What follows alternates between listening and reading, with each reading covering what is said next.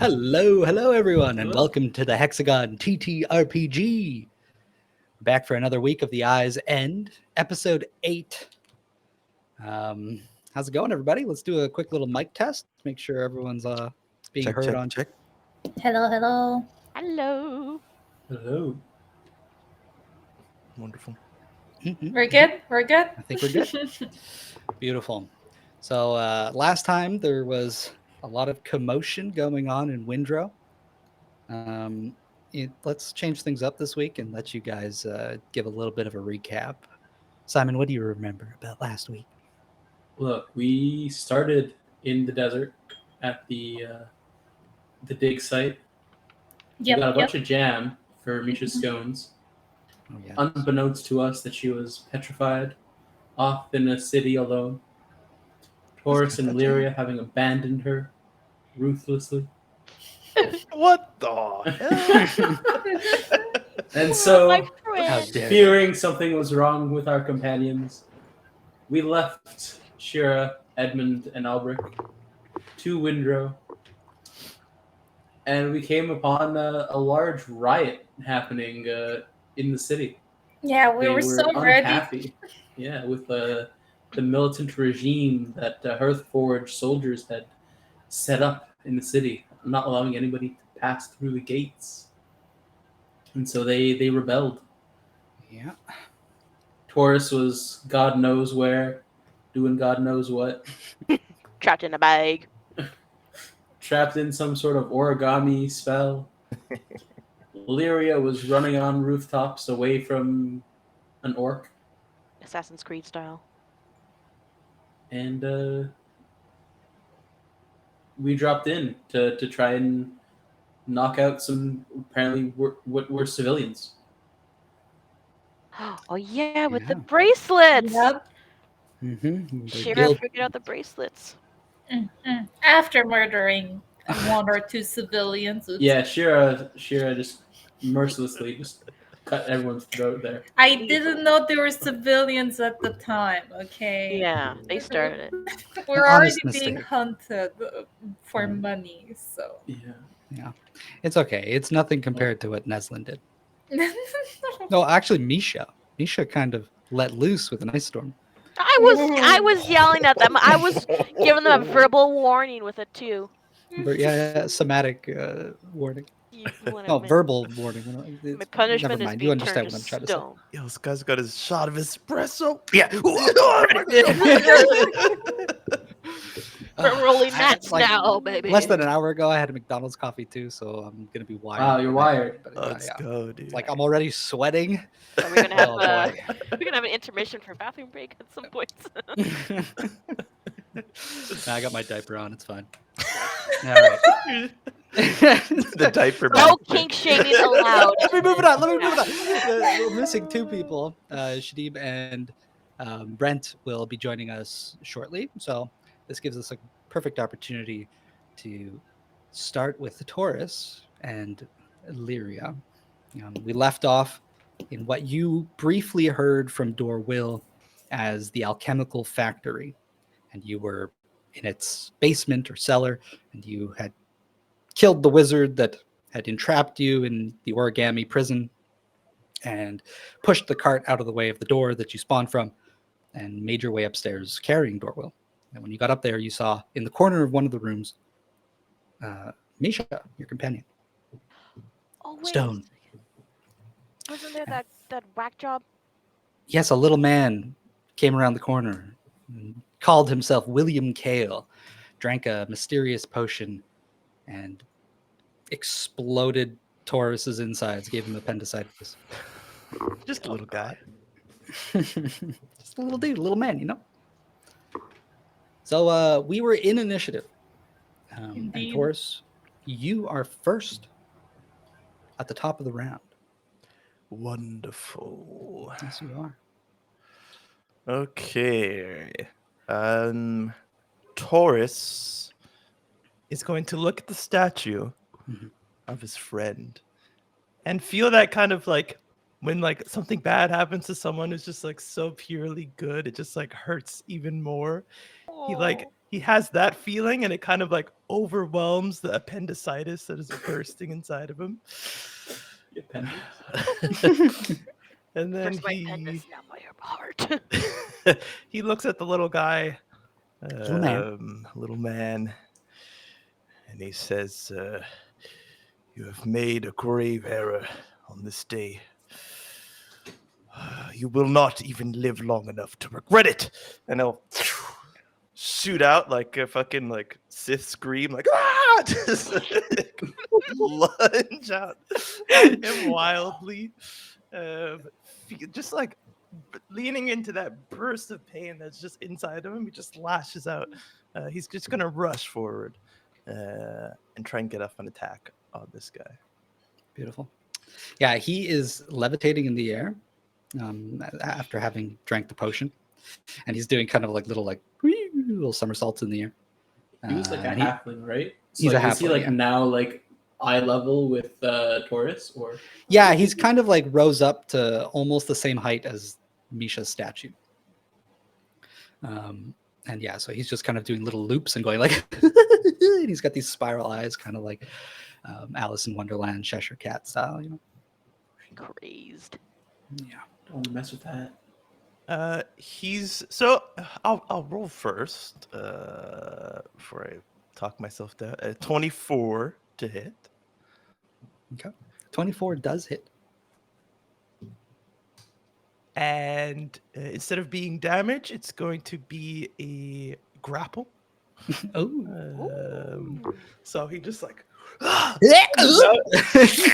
Yeah. I guess I could just like grab onto him with one hand, and then with his free hand, he's going to try and make his second attack.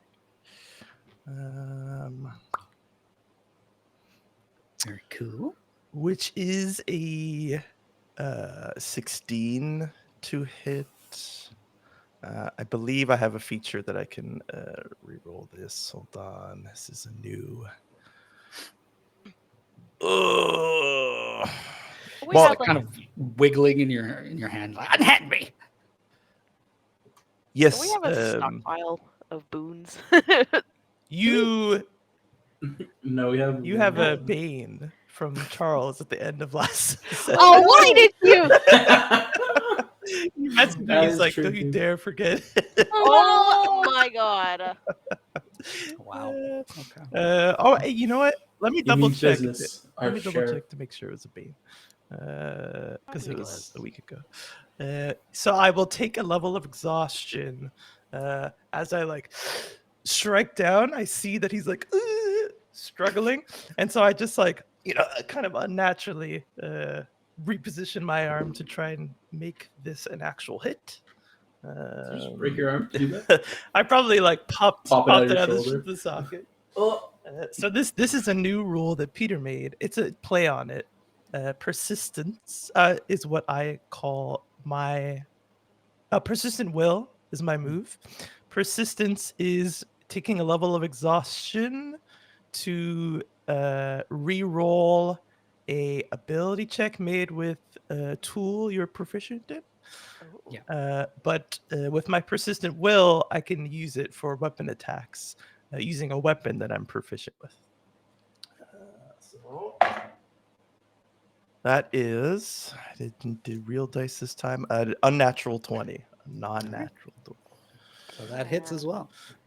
And if you'll let me, instead of being damage, I'm gonna make this a shove to like shove him to the ground. Now that I have him grappled. Okay. So So like, you don't I want to have be and grappling him then- anymore, or you kind of want to still be grappling him? Yeah. Like I'm Because, just trying. like, Yeah. Because I'm he's just trying to flying, I don't think I can knock him prone in the air. understand. Mhm. But since I have him, I grabbed a hold of him first so that I could like use the shove to make him prone, because you can choose between knocking them 5 feet or making them prone. So I don't know if you'll allow me to make him prone from the grapple. If you I want to see. cancel the grapple because of it. Well, no, because I think as you grab him, you realize that there's like a strange buoyancy to him in the air, and so you know right away that you would have to kind of hold him down. So with your grapple, that's perfectly fine. I think you can keep him prone while he's grappled, and you're just intentionally Awesome. keeping him pinned to the floor. Awesome. But yeah, you hit, so you can absolutely do that. Okay. With my bonus action, I'm going to. Oh, you know what? Do I need both hands to be grappling this little guy? No, Would you say no? Okay. you have him grappled. So hand, that's I'll fine. just reach for my weapon, and I will pump it with a little bit of radiant light. But as it's still sheathed, it's not quite apparent what it is. It's one of my smites that I'm bonus action pumping into my weapon, and that'll be my turn. Beautiful. So yeah, you throw him down to the ground. You see, kind of wind him a little bit. He goes, "Unhand me!" And after you, it is him. So he's going to squirm a little bit, and while he's grappled, he can still make attacks against you. Simon, is that correct? Yeah. But when he's prone, his attacks have disadvantage. You see his eyes kind of spiraling, and he's kind of flipping in and out between panic and just crazy, strangeness. Yeah, just get let go of me, freaking out. And he kind of scrambles behind his back, trying to pull something from his back pocket, let's say, and he struggles to get it out, and he pulls out a pistol. And he is going to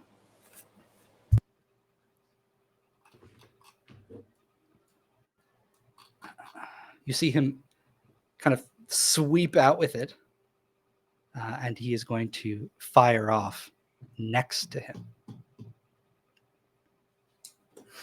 And you see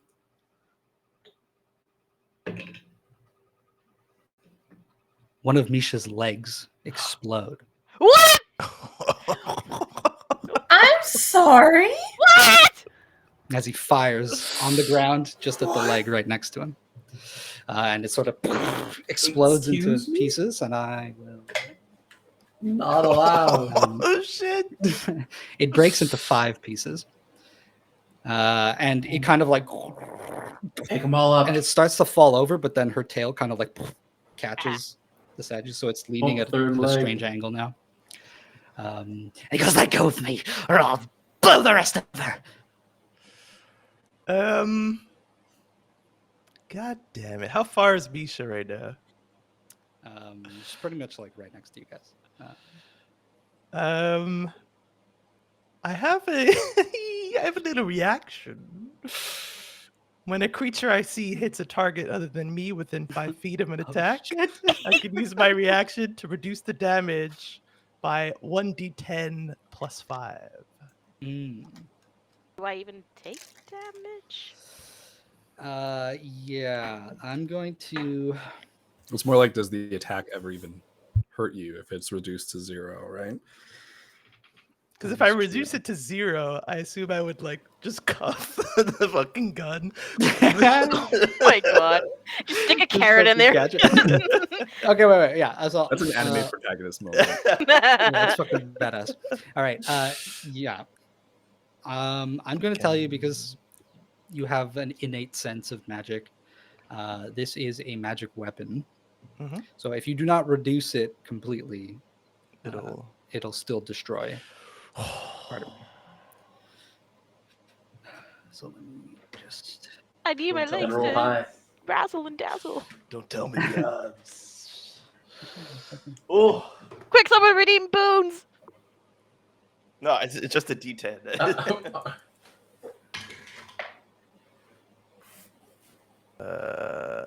11 damage. All right. You want to? Can you re-describe what you just told us? What do you do, man? What do you do? I guess I'm trying to I put my thumb in the hole, and then I also move the weapon. So I'm just trying to plug it and move it. It's kind of maybe an accident even, but it's just I feel the hole, my thumb goes in, and I push it away. Okay. So you successfully reduce the damage to 0, but because you stick your thumb in it, your thumb is going to get blasted. Hell yeah. So you're going to take the damage instead. Cool. And the damage was 10. So. Oh, wow. Okay. Your thumb is, maybe there's a chunk missing from it. Oh yeah, for sure. There's no nail on that thumb. Not today. God damn it! So that was his action. Let me just double check that he can do something here. I believe that's it for now. No, actually, he is going to.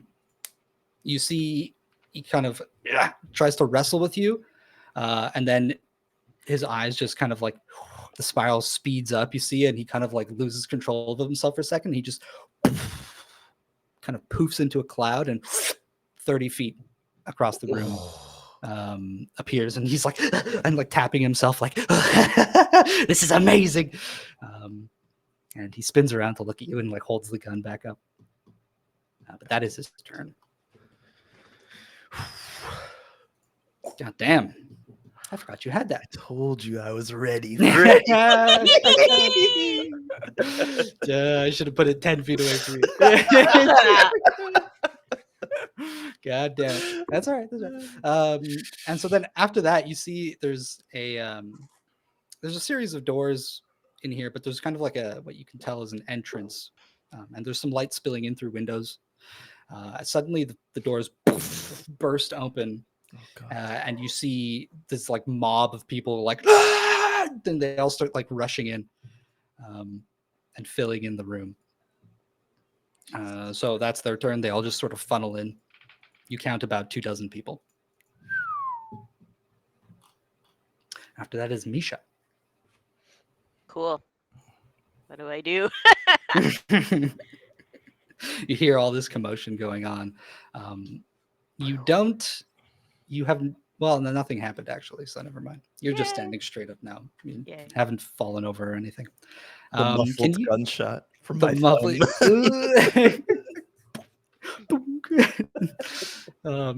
Can you give me a nature check? Coming right up, chief. Do. Oh, I had disadvantage. Thanks, sheriff. Okay, that would have been an 18. But that does not. Wait. Let me just make 100% sure, because now I'm scared. I think it was a bane. Yeah. Well, it feels like a sheriff thing to do. I got a 16 at least, so. It does. What was the die we last played? 800 for a bane. Yeah. Okay. Right. Go ahead. 16. That's with the bane? Yeah. Beautiful. So, yeah, I think you find this whole situation uncomfortably familiar. But even though it reminds you of being sort of trapped in ice for many years, you still have some senses. So it kind of like eases you a little bit. But as you're there, you notice that you can kind of like you have a little bit of more control than you imagined. So I think Toryss, like in the commotion that's happening, you just see Misha's statue suddenly like as it kind of like wobbles and shakes a little bit, and you can like have this strange rocking sensation, Misha. But that's it. Ooh, I feel like I'm swaying in the wind. Kind of wobble to and fro. Wobble. And she waddled away. Waddle. Can you take the dodge action? Just dunk, just tilt over.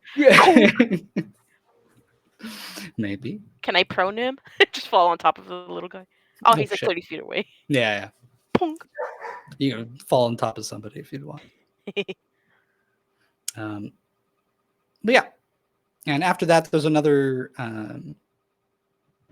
guy that funnels in behind the two mobs. Toryss, you see an orc at the doorway, A familiar orc. a familiar orc. And he comes in and he's like, just kind of like belching as he walks in. And he's like dropping these glass bottles to the floor, and they have little drops of red liquid in them. Wiping his lips and kind of looks across and sees you, takes out his sword, and then he's going to try and like start shoving his way through the crowd of people. God damn it! Why did I have to be stuck with Dorwheel? Speaking of Dorwell, it's his turn. He's unconscious. Yep. All right. Unconscious So we are going to comrade. move over to the square, where Shira, Irea, Alberic, even Edmund, and a few others are.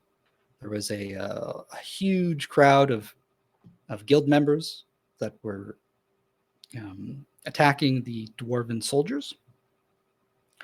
And just for reference, there's a group of 10 dwarves that have sort of created a circle as they're fending off just like waves of these commoners jumping at them. At the center of the square, Alberic and Irea had sort of combed and cleaved through a bunch of these guild members, knocking them out with non-lethal damage. And at the docks, Shira teleported around and did like a bajillion attacks and took out all the Deep Eye Guild members that were there. So yeah, I mean, we're there. That we're starting with Shira, top of the round. Yes. So, am I in the near vicinity of this crazy alchemist dude? No, so everything happening with Toryss is someplace else in the city. Okay. So around us is just the civilians acting out still. The dead and unconscious ones. Well, are there more bracelets to cut? There are. Essentially, everyone who's still in the square is Mhm. wearing one of those bracelets, other than you guys and the dwarves. Okay, gotcha. So I'm gonna go for 3 different targets. 3 different targets. Easy Um, peasy. Yeah, I'll do kind of similar to last time. I'm gonna go in with my rapier and try to cut the bracelet Beautiful. on one of the guys. So, Let's do it. and I believe I got a boon. I'm pretty sure from last time also, unless got a you can boon? correct me, CJ. I have a feeling CJ stepped away for a moment. Oh shoot. Okay, so then I'll keep it for later. We'll keep it. We'll double check. Yeah. We'll double check after. So We get Brent and then CJ goes. Sorry. Who's gonna save me now? 27 to cut the bracelet. Ooh, damn. The fuck are 27. these Yeah, accuracies? that's a bracelet sliced. Sliced. Okay, perfect. And then because I can attack twice, I'm gonna continue to keep using the rapier. I don't need to kill anyone. I'm just going for more bracelets as I go, and maybe even the ones that I did help so far. Can I use a bonus action to tell them to do the same, like to cut the bracelet? Yeah, you can just say that to the people around you if you want. That doesn't Okay. require a bonus action. Okay, so I'll just say, civilians, you got to cut the bracelets. They're all innocent here, or something. Trying to explain. Sorry, I had misunderstood. I thought you were just trying to tell your allies that they should. No, no. If you want to actually try and reach them, Yeah. please make a persuasion check. Are you talking to the civilians themselves or to the soldiers? Well, I guess just the ones that, like anyone that can cut more bracelets. Doesn't Just The ones matter. that aren't Oh, so Wearing yeah, bracelets, the dwarves are unconscious, I think, no? Oh, did they fall unconscious the second you cut the bracelet? Mhm. Oh, okay. I misunderstood. For some reason, I thought they just like snap out of it and they can still. No, it sort of takes them like a round, pretty much. Okay. Like you notice that they get like dizzy and delirious for a bit. Yeah, I think we've also seen them like disoriented when they wake up Okay. and kind of can look confused looking. All right. So and then the soldiers. There are soldiers that are in this fight too.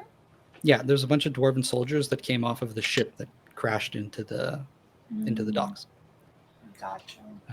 Yeah, so I mean, yeah, the dwarves, you don't have to use an action; you can just tell them. And I think that they're sort of following suit. They see you guys at action, Okay. and they're So noticing a difference. then I'll go for the second bracelet now. Of a civilian. And actually, sorry for that first attack. Can you please roll damage? Oh yeah, of course. We're gonna do things a little bit differently than how we did in the last 2 sessions, so hopefully this will be a little bit easier for me to manage. Woohoo! Sorry. Go, Shira. You got those rolls. 10 damage. Beautiful. And in this instance, against the mob, imagine it as like a much more elaborate and grand sort of combat exchange. You're going in, and your 10 damage distributes across the entire mob. Oh, okay. And so you're attacking with your crossbow or your sword, or your rapier? Right? No, rapier. Rapier, yeah. So you can be like in there, jabbing away at them, tearing apart their bracelets as they fall to the ground. Okay. So by 10 damage, you mean that I help 10 civilians? Yeah. Okay. Oh, that's awesome. Give or take. Gotcha. All right.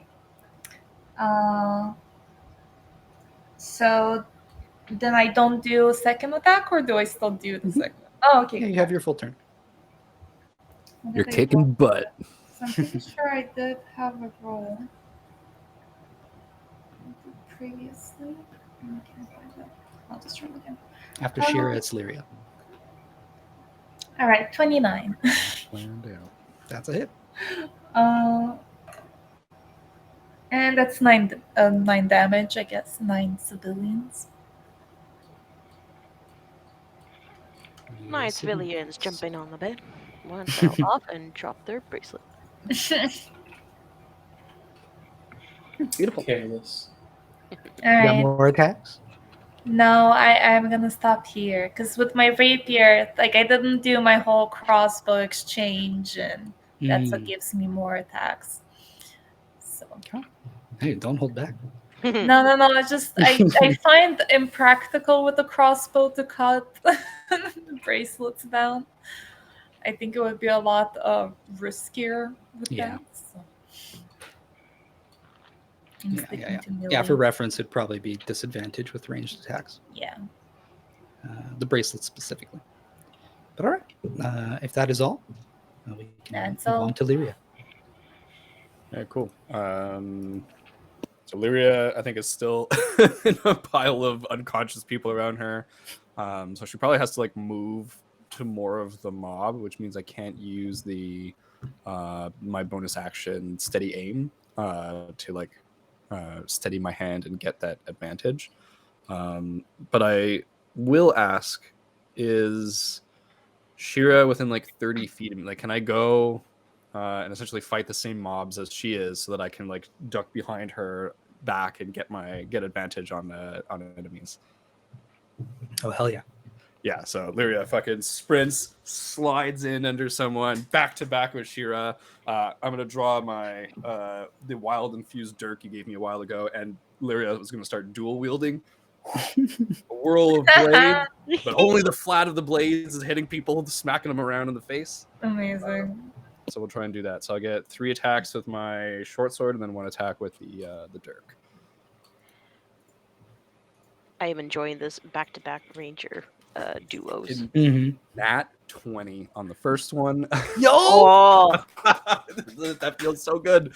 Amazing. Oh, Holy shit. The Okay. lovely ladies are in. We're doing brutal criticals. Yeah.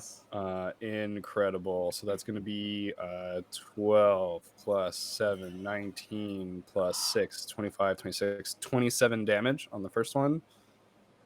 Holy shit. That's a 14 to hit on the second. Yeah, that hits.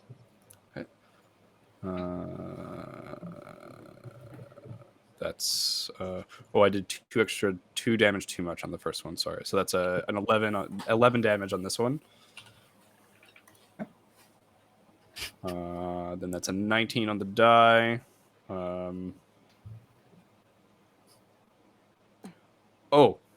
I have an advantage on. No, I don't. It's not that I get advantage. It's that I get my sneak attack. Yeah. you get inspiration from rolling a 20, right? Yes. Sick. I'll grab that inspiration. I got a 19 on the die for this one, so it's not a critical 31 to hit, but I will use my sneak attack damage that I forgot to use on the net. Oh, I thought you had used it. That's why. can I use it on that one? I know we're past Yeah, do it. That's an additional. Hold on. Because I think with the sneak attack, That's an additional 28 damage for the sneak attack. 28. Okay. Wowzers, Bowsers. Yeah, that's incredible. Holy shit, Lyria. And then that's 11 damage for the last short sword attack. So the first one did like over 50. that I did much less. And then bonus action, wild infused dirk. 10 plus 10, so it's a mod 20 to hit, which I believe hits. Too bad it's not a 19 or 20, because then I would get the extra effect. The damage is a d4 plus 5, so it's 6 damage. Okay. Lyria, you've kind of described it, but can you go into even greater detail on how you get rid of all like the mob of 84 dudes right here? I think I slide in under Shira, and Shira was being maybe so flashy and so like teleporty in everyone's face, they don't notice Lyria, and Lyria just like smiles and puts that rogue stuff to use. And with the critical hit in that moment, I think that's where the sneak attack, like all that damage came from, and just comes out of nowhere, like behind so many people that the people who are left, when they finally turn around from looking at how bright Shira was, Lyria's just like freaking like jumps, stomps on some heads, and essentially like lands back next to Shira. And I think probably says something cocky like, "Sorry, I didn't leave any for you." That is so cheesy, and I love it. Great work. I am impressed. Here I was thinking I was doing mad stuff, and now I am left speechless. Hey, it was only possible because you were standing there for me to do sneak attack. Amazing. That's what I call teamwork. There you go. Yeah, beautiful. Now, all the civilians just start dropping. There's still a group of them by the dwarves. It's like a separate mob. But these ones, they just like, there's just like a wave of dust that settles after you're done. You're sort of standing there, a bunch of bodies surrounding you. But they're all unconscious. This was all non-lethal damage. After which it is Albrecht. Oh, sorry. Yeah, So- thank you for following the Mandalorian. That's a cool name. Thank you. Thank you. Mondo. Welcome. Thanks, Thank you. Mandalorian. Thank you. Albrecht's he's just off on his own, like kind of just away from everyone else, just in his own mob of like civilians or fighters or whoever, and he's just kind of like laughing to himself, just having a good time fighting without weapons, just going and just punching people. Mhm. So yeah, he's gonna recklessly attack once more.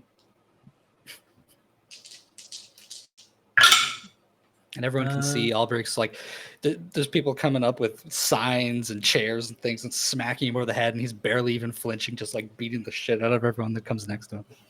The full. That's a 28 to hit. How much? 28. Yeah, that is. Cool.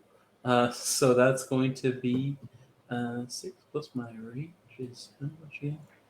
So 10 points of damage. And then my second, another 28 to hit, so 10 points of damage again. Beautiful. You even notice that there's like a guy or two jump on you and they just get knocked out just by touching you. Just like impale themselves and like fall over. Non-lethal. Here he is trying to do non-lethal damage and then just jumping on. Killing themselves. Like stuck to you. You gotta like wade through the crap. Beautiful. Do you have any other attacks? Can I use my bonus action to pull him off my of the unconscious people from my? Yeah, No, you it's don't okay. even have to. It's good. Good. They're not actually stuck. Beautiful. It's my turn. You take care of them, and after you, it is Edmund. Welcome, Edmund. What's up, guys? Yo. Yeah, sorry.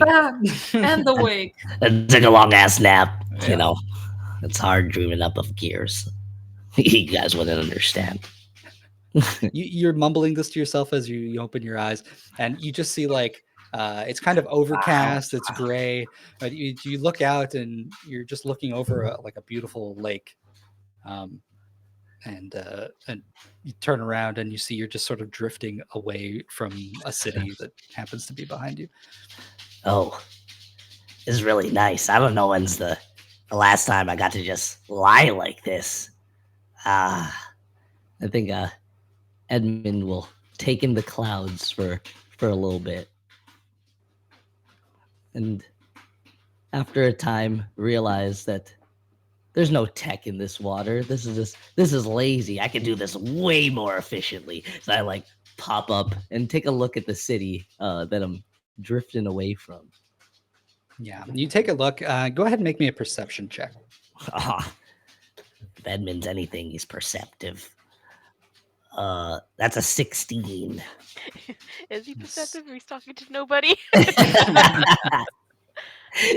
Yeah, I'm pretty perceptive. Voice in my head. You got a 16, you said? Yes, sir. So you see, as you look back towards the city, there's actually a ship in the lake, sort of between you and the city. There's like a plume of smoke coming from it, and it's half sunken into the lake. The docks, there's a ship that has crashed into the docks of the city. And there is a battle going on in a square just by the docks, just by the water of the lake. There's a big battle going on, and you see there's just like people dropping. And with a 16, you recognize vaguely some of the figures in the battle as your comrades. Oh, wait, what? And I'll like try and like write myself to kind of really take it in and get to a shoreline, I guess. So you are on the magic carpet. Oh, sweet. You just Dr. realized- Rugs. D Rugs. Sheems, what was the speed of your magic carpet? I think this one was just like the regular speed of magic carpet. Let me just check quickly here. Yeah. I'm pretty sure I You had are some- technically in combat, Edmund. So. Oh, I am God. cover Oh, flying. man. It was Yes, my son. 60 feet. 60 feet. Oh, who's my nearest comrade? I think I need to like just get my bearings for a second. I feel real energized, you know. I took a nice vacation. It's time to get back to the action. I'll really get in some nice grease. I feel far too clean in this water. So I'll like tap the rug. I'll be like, who's the closest that I see? They're all in the square, so they're kind of equally as distant from you. But we're like a few hundred feet away. Like, how far are we exactly? Yeah, it's about, you maybe gone like you only really missed a couple rounds. So at most you're like 100 feet out over the water. Okay, sweet. I'll like put down my goggles off my head and be like, oh, some sweet action. All right. Yeah, and I'll be like, all right, D Ruggs, Dr. Ruggs, or whatever the hell your name is, man. You baffle me. You ain't got no gears, ain't got no engine. Fucking gross. Yeah, take me to the battle. And I'll kind of like tap him. All right. And the rug kind of like whip, kind of bounces you up a bit, and then it flies out down towards the docks. All these things really move. Yeah. So it moves 60 feet. So technically you're 40 feet away from the dock. And there's like mobs of people attacking your comrades, attacking what look like dwarven soldiers, all wearing the same plate mail. All right. I think because that would be my movement, right? Mhm. I think I'll take my action. Well, if I could, I'll like swoop up and grab like some debris as we're going. Take my action to use some smithing tools to make a little like hand cannon, little like walking droid that can fight with me. Okay. And I think I'll take the force ballista. I got 3, and that's the one I'm gonna use. And I could use my bonus action to make it attack and stuffs. But yeah, that'll be my action as we're flying in. And be like, I got some good stuff. I've been waiting for a battle and test some stuff out. I use some of this. And getting real greasy and getting in stuff, and I'll prepare that little droid as I approach the battle. Okay. Yeah, you start tinkering away and building up your little scrap bot on the carpet. Yeah. Beautiful. I'll be like, hey, go get that. Oh, yeah, that's some good shit right there. And so after you, it is the mobs. So one of the mobs is on Alberic. And again, they're all trying to attack you, and you're not taking any damage from any of it.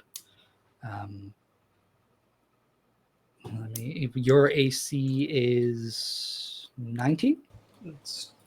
Yeah, 20. 19. 19. Yeah, so they can't even hurt you if they wanted to. And then the other mob on the dwarven soldiers is going to attack. And you see that they're just kind of like jumping up on top of them, and they're a little bit overwhelmed. There's one dwarf that's looks a little bit more in his element, and he's sort of smacking people over the head with a hammer. You can't really tell if he's doing non-lethal or not. And the other dwarves are kind of just playing defense, really trying to keep them from getting into their ring that they've created. But none of them fall.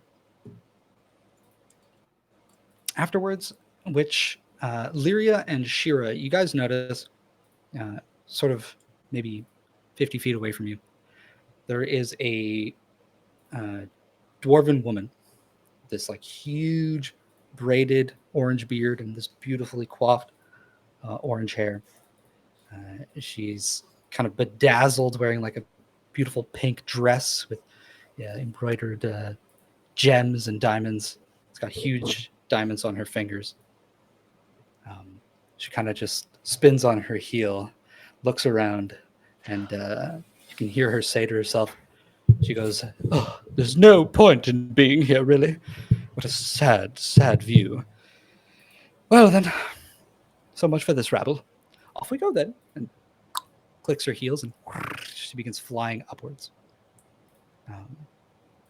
So she is going to fly up 60 feet into the air, up into the sky. All right. Hate that lady. Share a look with Shira. We got this. I mean, I still got a bow if she becomes a problem. He has a I don't problem. I don't think we should let her get away. I'm like, I'm going to sheath my swords and reach for my bow as well. Gotcha. And then it is the dwarves, and they are going to just take out a bunch of civilians. That's on my d20. A bunch. Bunch. How many civilians? Yeah, they're just freaking smacking away. It's so casual. No Like big- they're cereal. Yeah. And one of them amongst them, again, I don't know if Albrick, I feel like you would remember, but for the rest of you, just in case, it is a much broader dwarf that sort of stands a little taller than the rest of them. And you remember him as Rockran Malrin, one of the king's commanders. So he's got this big black suit of armor. He's got his warhammer. Is that what he got? He's got a battle axe. Yeah, he's just knocking people out. You do you. Mhm. But that is it at the square. We're going to move back to the alchemical factory. Toryss, you're up. So Toryss is new to this, so I can't make any assumptions. What is the mob looking like they're rearing to do? Are they like tearing stuff down? Are they like eyes directly at me, ready to pounce? Are they just causing a ruckus? You see them, they funnel in and they just start like destroying everything.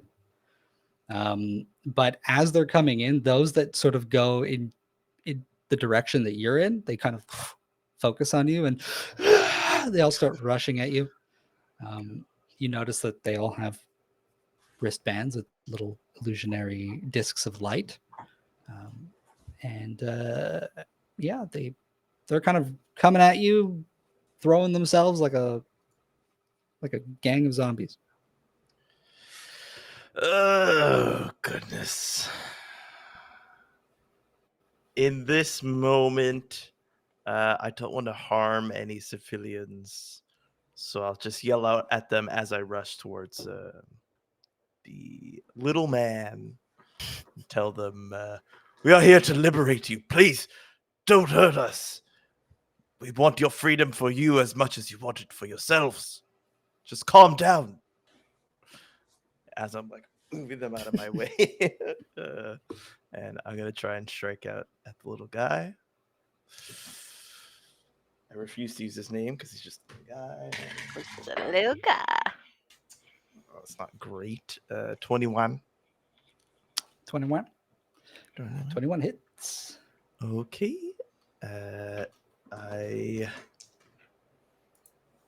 I shall use one of my maneuvers. If I can, let me just make sure. Take an attack action. You can forgo. Blah, blah, blah. Cool. I'm going to use a disarming attack. I assume he's still holding his. Yeah, his he's gun? got his pistol. Okay, cool. So when you hit, you can expend one superiority die, which is a d6, to attempt to disarm the target, forcing it to drop one item of your choice.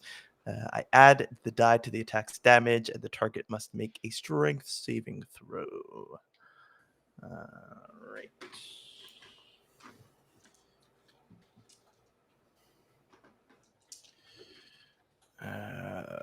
So I think I rush up, I push people behind, and then as my hand is like behind me with my sword, I will go to swipe downwards and like knock it on the floor with the gun and hope it gets lost and kicked around in the ruckus. Ruckus P. Reference. Talking about me. The smite that I had put into my sword earlier. This thunderous roar emits from my blade, my thunderous smite. So that's 2 strength saving throws he has to make. 1 for the thunderous smite and 1 for the disarming attack. Mhm. They'll both be 16. Okay. The first one he has to make is for the disarming. We'll say it's for the thunderous because I did that last turn. Okay, so he got a 16. Okay, meets beats. Meets it beats.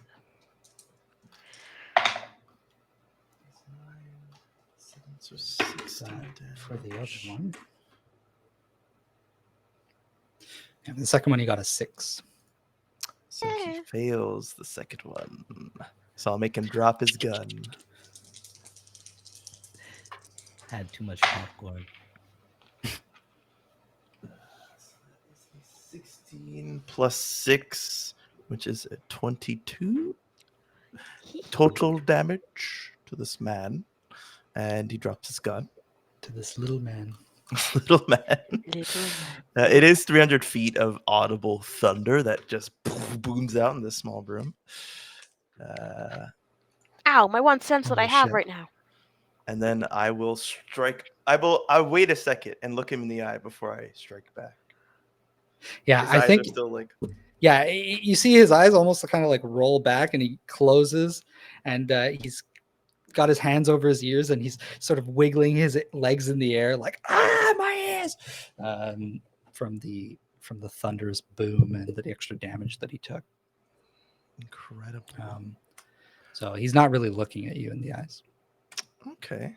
Then with my up in the air, I'll put a second hand on my rapier, and with my bonus action, I will think of a different weapon using my weapon of shapes. I'm going to make it a 2-handed great axe. Oh. Swipe That's down so with a sick. rapier. Swipe Oh, back fuck, up. dude. With a That's great pretty Freaking badass. go, axe. Toryss. Oh, that's not great though. It misses. It's freaking Well, tell me what it is. 13. That misses. Okay, you swipe up and you like the air pressure for your swing kind of like rolls him away in the air, sort of, as he's sort of just levitating there. He kind of shakes his head and looks at you and goes, Toryss, you're making a mistake. You who's a conduit.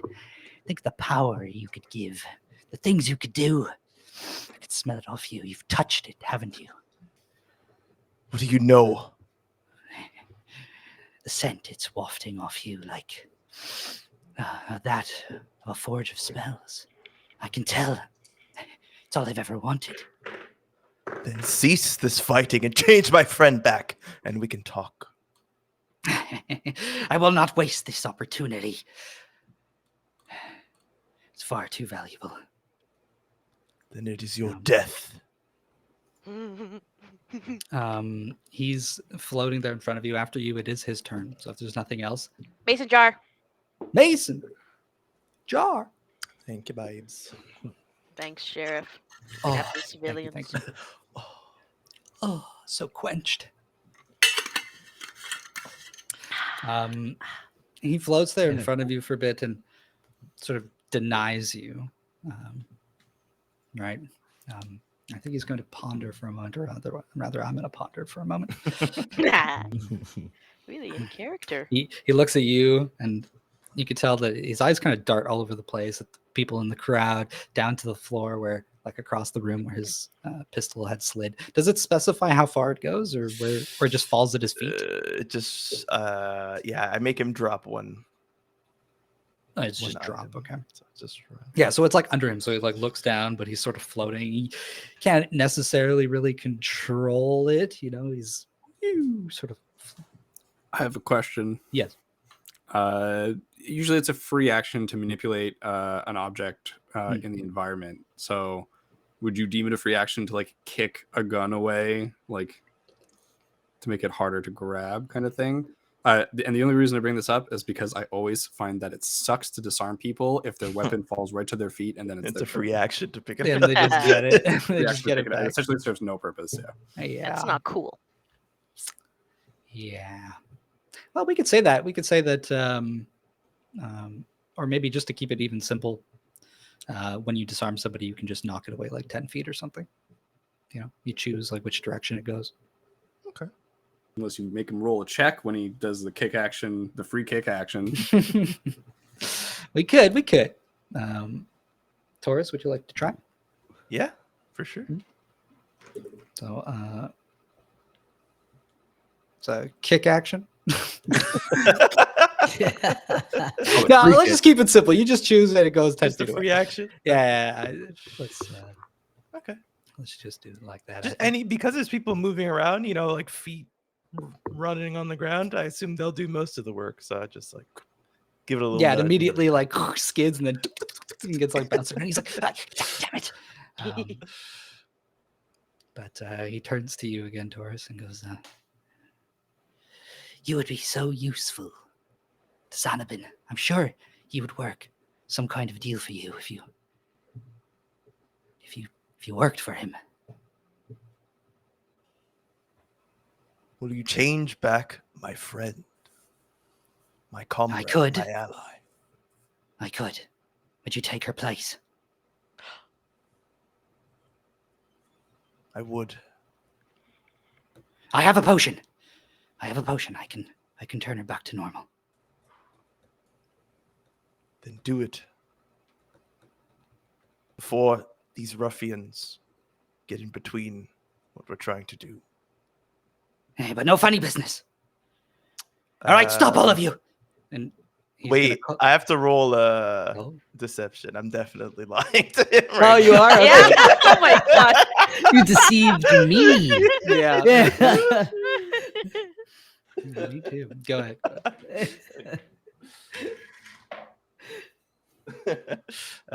Dang it.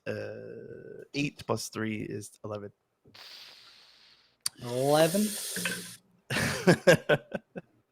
I couldn't get away with that easy. You could have. So how exactly were you like? That's it. I'm telling maybe like my eyes like twitching. As I'm like, He I'll starts join twitching you, I uncontrollable. promise. Wink. I don't believe you. I don't believe you. And he goes, everyone, destroy that statue. And all the dudes in the room, they kind of like stand up to attention, and they all go up to the statue and they all start grabbing different parts of Misha. And he goes, no, wait. I'm not going to give you a choice. I'm going to take both of you right here, right now, to Xanabin himself. He goes, bring me the statue. Bring it over here. And not a move from you, you understand?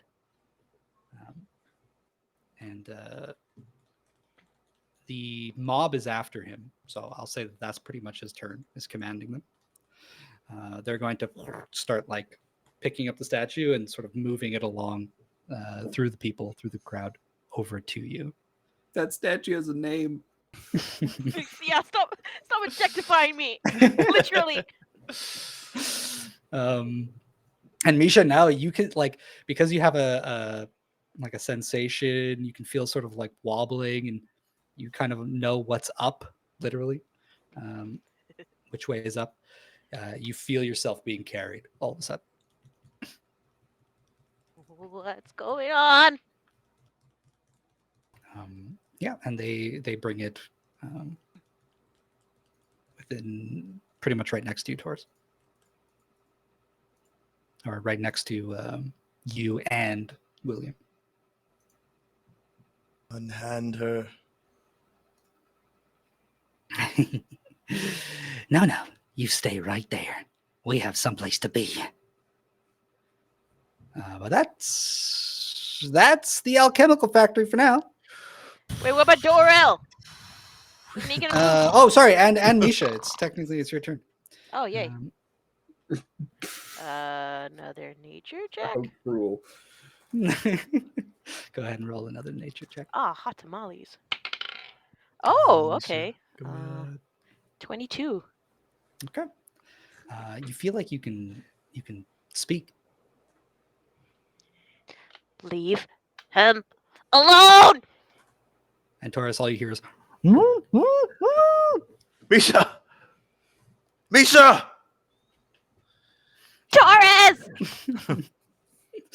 and you call out to each other. And I think that you notice also the orc, the familiar orc.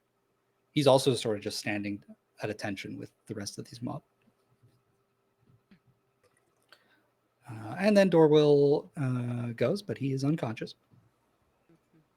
And then now we move to the Dark Market Square. Back to the square with Shira. Woot, woot. Whoop whoop with me. With you. There are 2 mobs left, one on Albrecht and one on the dwarfs. Well, there's also that one gal that flew up in the air. There's also the gal that flew up into the What's up with her? She is 60 feet into the air, standing prim and proper, like one leg over the other, kind of just gently floating up. Well, I guess she's pretty fast, 60 feet in one turn. Yeah. Okay. And she's just like, ta-ta, goodbye, bye everyone. Goodbye, bye. All right. She couldn't care less. I have a longbow. Can I do a non-lethal longbow? Technically, yes. Technically. I aim. Wait, but what is she flying with? You don't know. She's just flying. She's just flying. Okay.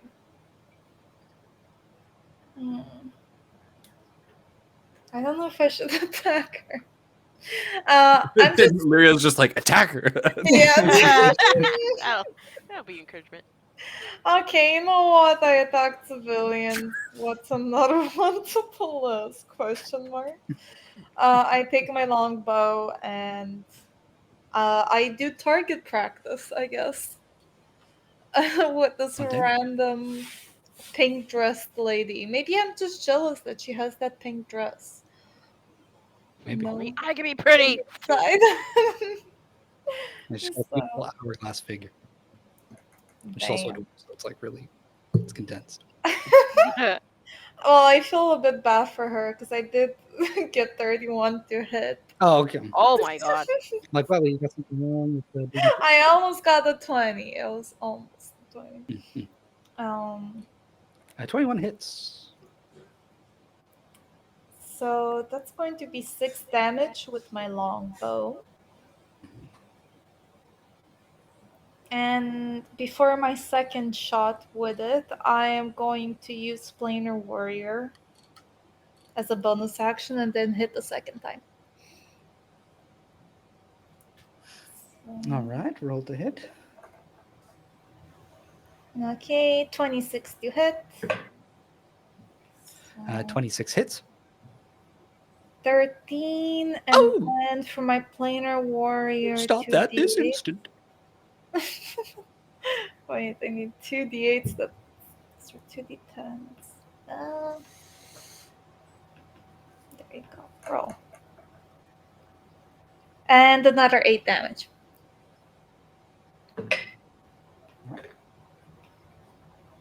And I just kind of look for her behavior after getting shot. Question mark.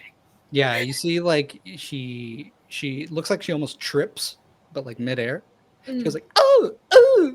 And then after a while, you just like 2 arrows like fall back down to the floor. And you just hear, "Curse you! How dare you do this to me?" All right, sounds good. And that's going to be the end of my turn. Beautiful. After you, it is Lyria. And I'm gonna look at you like I did my part. Shrug. Yeah, Lyria sees your shrug, shoots both her short sword and her dirk, and in one fluid motion takes out the Forgotten Scourge, and you hear her whisper some arcane words, some secret arcane words of the royal family of Duharst. And with a bonus action, I bring the Forgotten Scourge's magic to life for this turn. It's just the festering charges that you guys have all seen before, but I want it to sound cool. And shoot up at this lady. Yeah, and that takes a bonus action, which means I get no advantage, which means I can't do no sneak attacks this turn, which is unfortunate. All right. Is a 19 hit? 19 does hit. Sweet. Okay, so that's 8 piercing damage, and then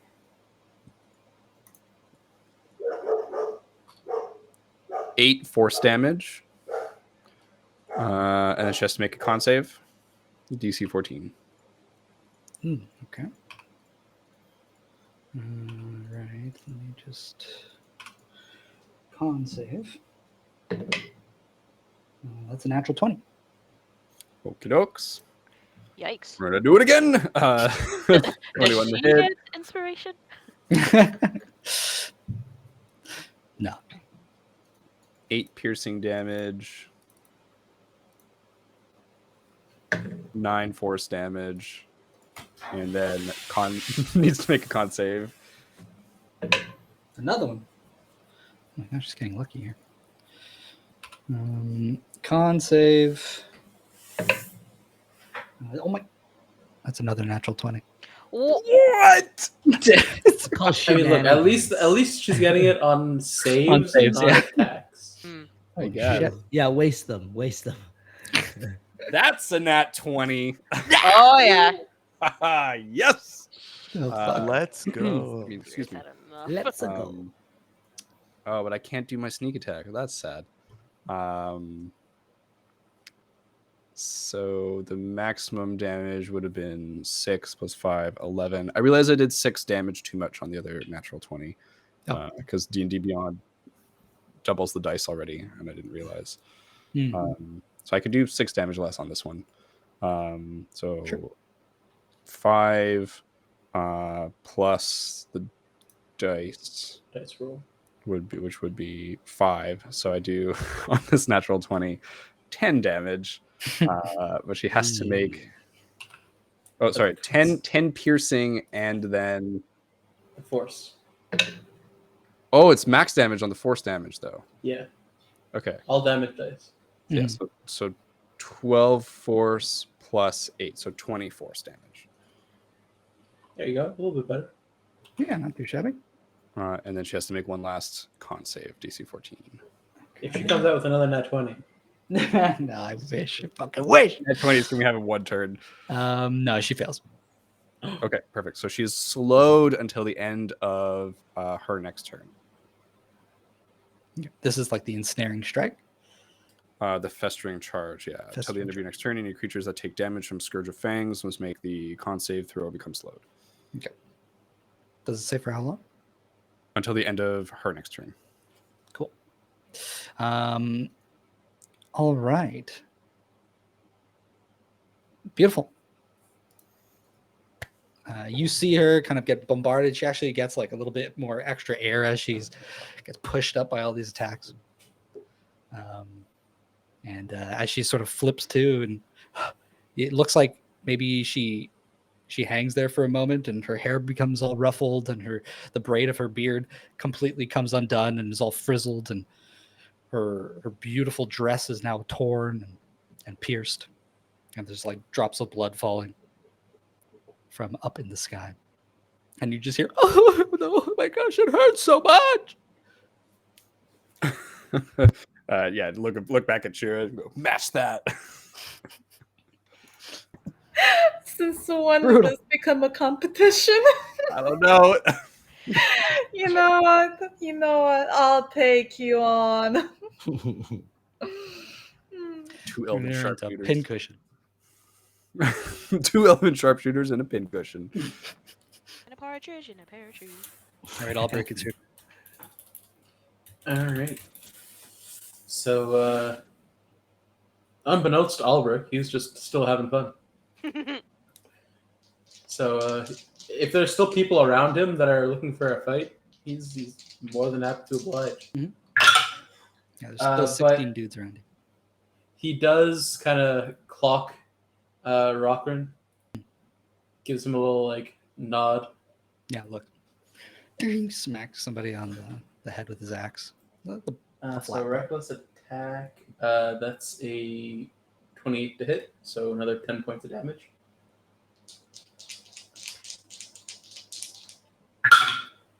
And I'm very consistent. 28 to hit, 10 points of Oh my damage. god. this is God beautiful. dang. All right, and Albrecht, you just clobber the 16 dudes around you as they all start to fall pretty much after like one hit each. Like looks around now to see like what's happening with the rest of the docks. It's actually it's quieted down quite a bit.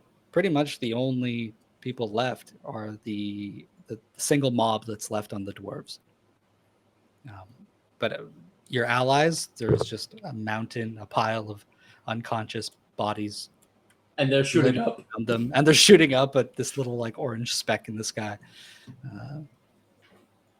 Are you shooting at the sun? No, that's a bit too small. What are you shooting at? And that'll be my turn. Yeah, I look at Shira. Just don't let her get away. Toryss is still missing. Well, where is he? Who knows? I We think just she showed knows. up here. We have no idea what anything's happening besides the civilians. Okay. So the last remaining mob all try and leap over the ring of dwarves, and they all get taken out midair. They just rolled ones in succession. Incredible. Very Not a good day to be a civilian.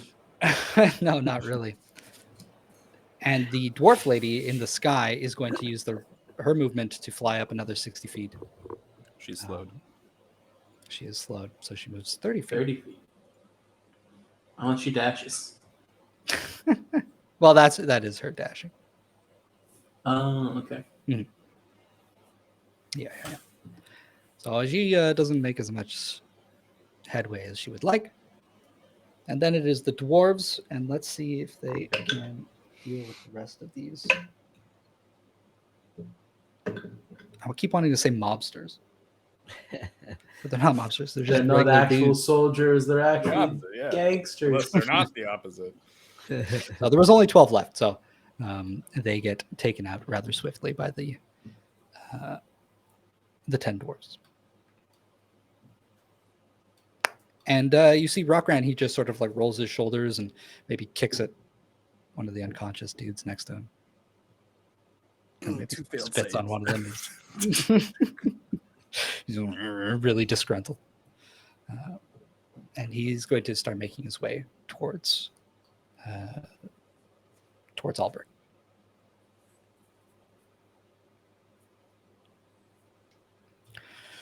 Oh, you made quick work of them, eh? Well, I mean, wouldn't have been fair to be using my hammer with them, so felt like having a little bit of getting my hands dirty. Yeah, no mercy for them though. And he kind of looks you up and down, and he's standing like 5 feet away from you, and he goes, "Come here, you big lug, you."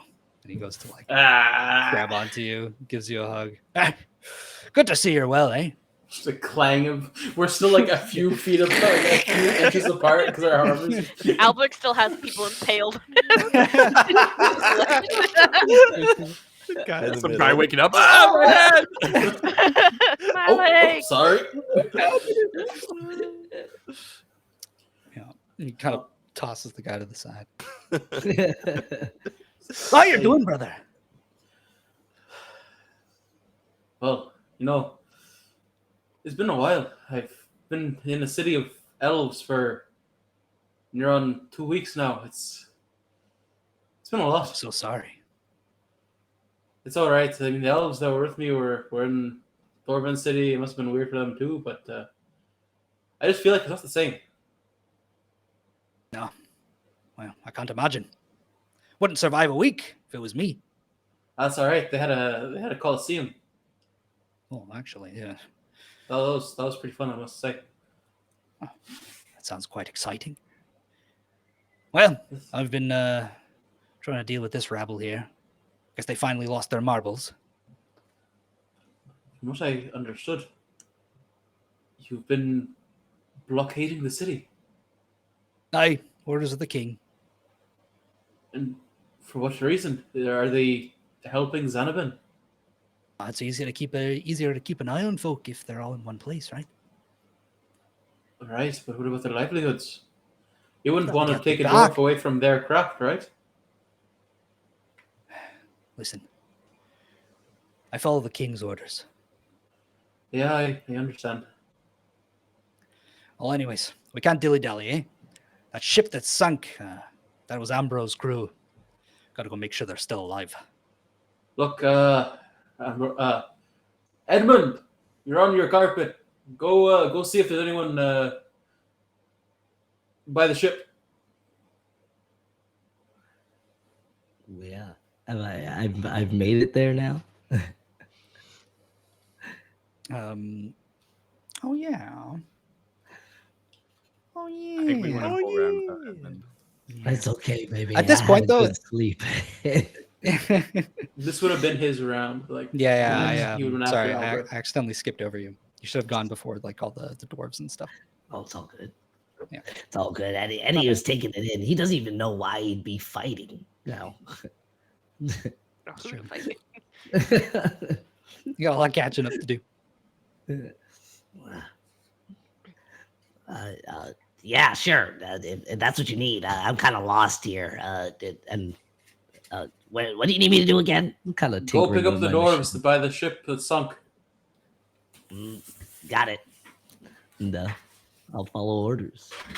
Making my machine. Thank you. As he goes, flies. How long does it take you to make your little turret? Just an action. Okay. Yeah. So it's ready. What does it look like? What kind of scrap did you use?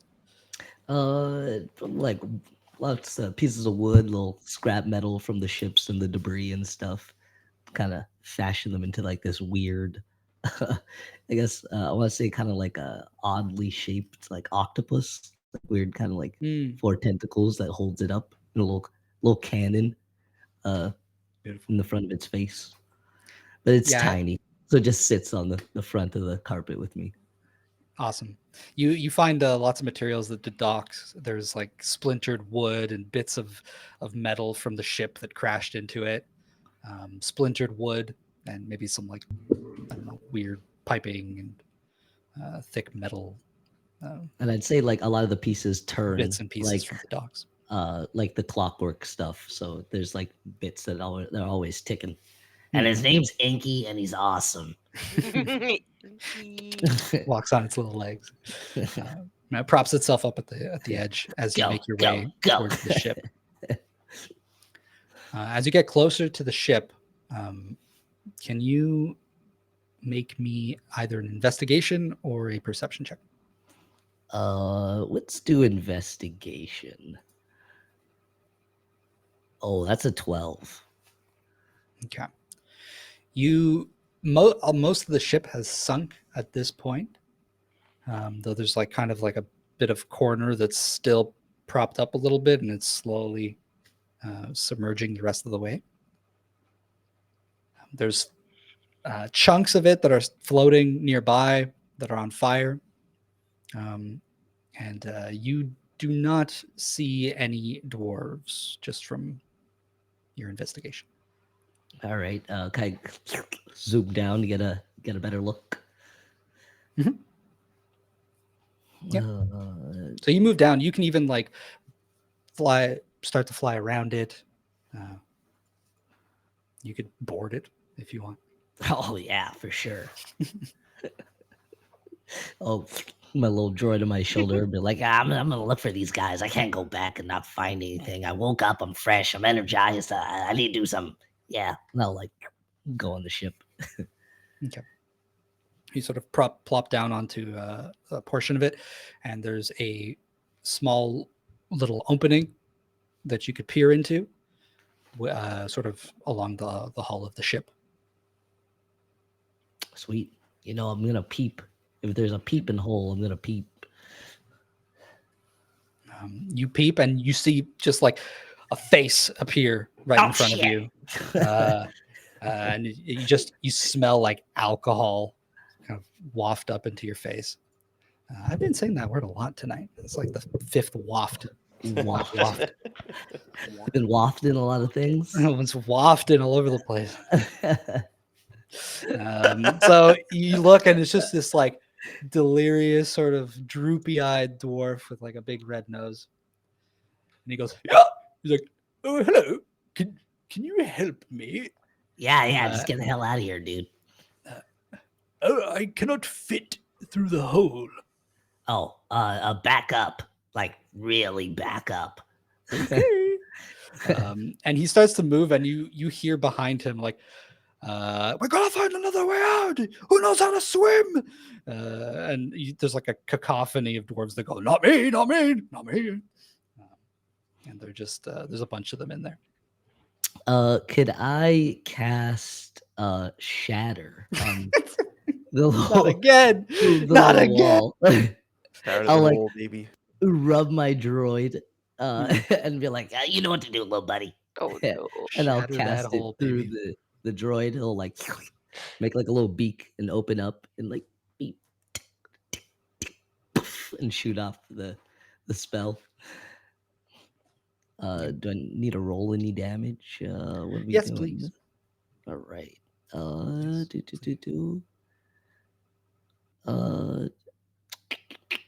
You're like just about to cast it, and you see the dwarf's face pop up again. He's like, "Is it going to happen? What's going on?" And one of them grabs him. Like, It's 21 damage.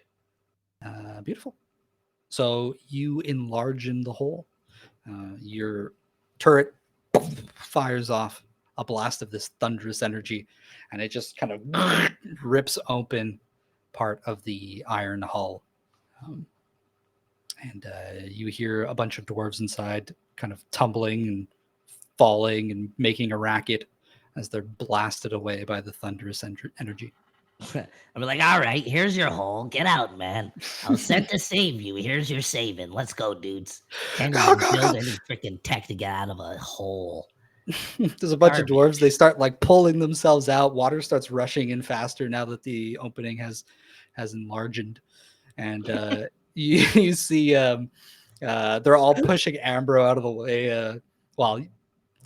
I guess spoilers, but the drunken dwarf, he just like falls behind them all as they're all pushing past him.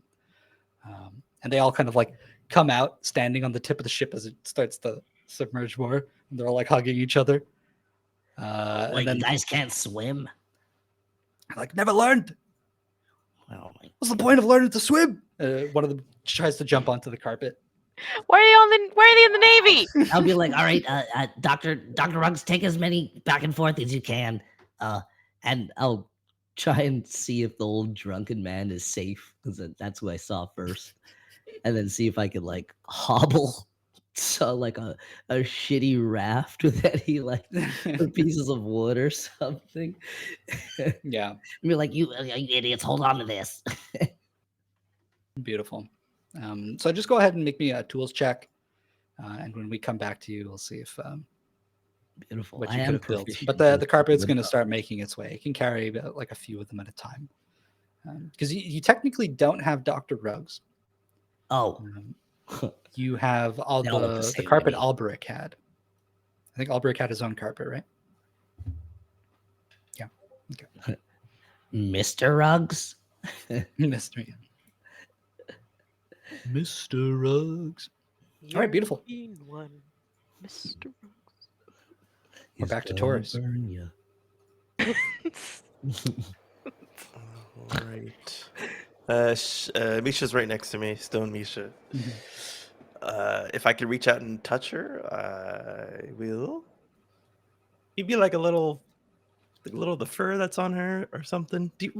You wear like a fur coat, right, Misha? or like something Yeah. similar? Yeah, I got like a fur shawl neckline thing. So I'll grab onto some of the stone fur, and I'll break a little piece of it off, as much like power as my grip can get off, and I show it to the little guy. So you think you know the power of a conduit? Let me show you. And I start squeezing the stone, and thanks to Misha, I will cast a druidic spell called Conjure Minor Elementals. Yeah, baby, let's go. You're learning, Toryss. Can I summon? It's one of the sample ones. One gargoyle out of the stone. Yeah, of course. If it's an option, why not? So I guess it like glows blue, Hmm. the power of Misha, and I throw it above, and the stone golem flies atop her. I will hold my. No, I can't hold the bonus action, so forget that. I'll probably just use it to kind of touch myself. Whoops. I don't Not know on what stream. vocabulary right now. Touch Like- Misha, touch yourself. I throw it up so everyone's like looking, and then I touch my side. I'm gonna give myself some healing because I am Very pretty nice. hurt. But the gargoyle goes after me. I don't know if it's Yeah, that's kosher freaking sick. for the gargoyle to like grapple Misha and then use its flying speed to try and get her out of here. Interesting. It can certainly try. Doesn't really have to roll anything to grapple her. It's just going to be contested against the dudes that are holding her, but I imagine a gargoyle won't have much trouble with civilians. Am I considered a large creature? You are not. Yay. I will use a little stone-colored die. Appropriate. Look at this thematic. A little sky. bit. That was Kind freaking of, not cool. really. A bit of marble granite. Oh, a 19 on the die. Oh! Gargoyle wins. Plus, I don't know what, +2 strength. It has 60 feet flying, so if it can, and it's medium creature, so it's gonna try and just take her out of there. All right. The only thing I think is you wanted to like go out of the main if it entrance, can, go outside. The only thing I will say is that the orc is going to try and grab at the statue as you pass, sort of like an opportunity attack, but he's just going to be grappling. So let's do another contested one. Oh, did we also get that mason jar before? I'm not sure if I saw it before. We did get one From Julie. Yes. Mhm. Gotcha. Yeah, I back. missed it, so I It's should greatly take it. appreciated. Do I add the gargoyle's strength or it's to hit? So like I don't have its full, you know. Well, because we're doing contested, I would say Just it's strength. strength. Strength plus proficiency or no proficiency? If it doesn't have, then it doesn't have. Say. Okay. 17. Oh, 16. Ah! Damn it. Let's go. Oh, wait. Oh, No. No. Wait. I think I have something here. One second. all right. You dirty bastard. Don't Gordon Ramsay us.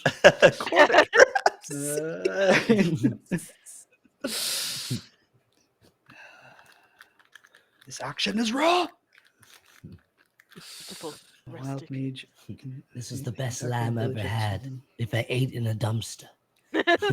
So William has a nifty little reaction here that he can do.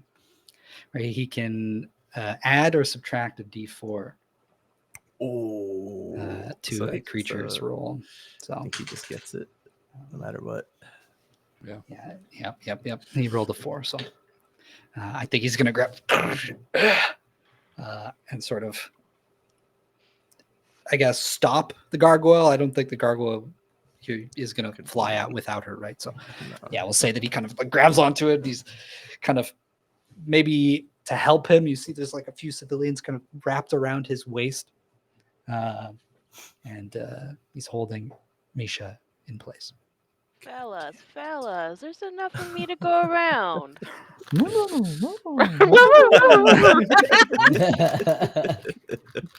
Hey, that's the shattered pieces of your leg on the floor. Oh yeah, is it? No.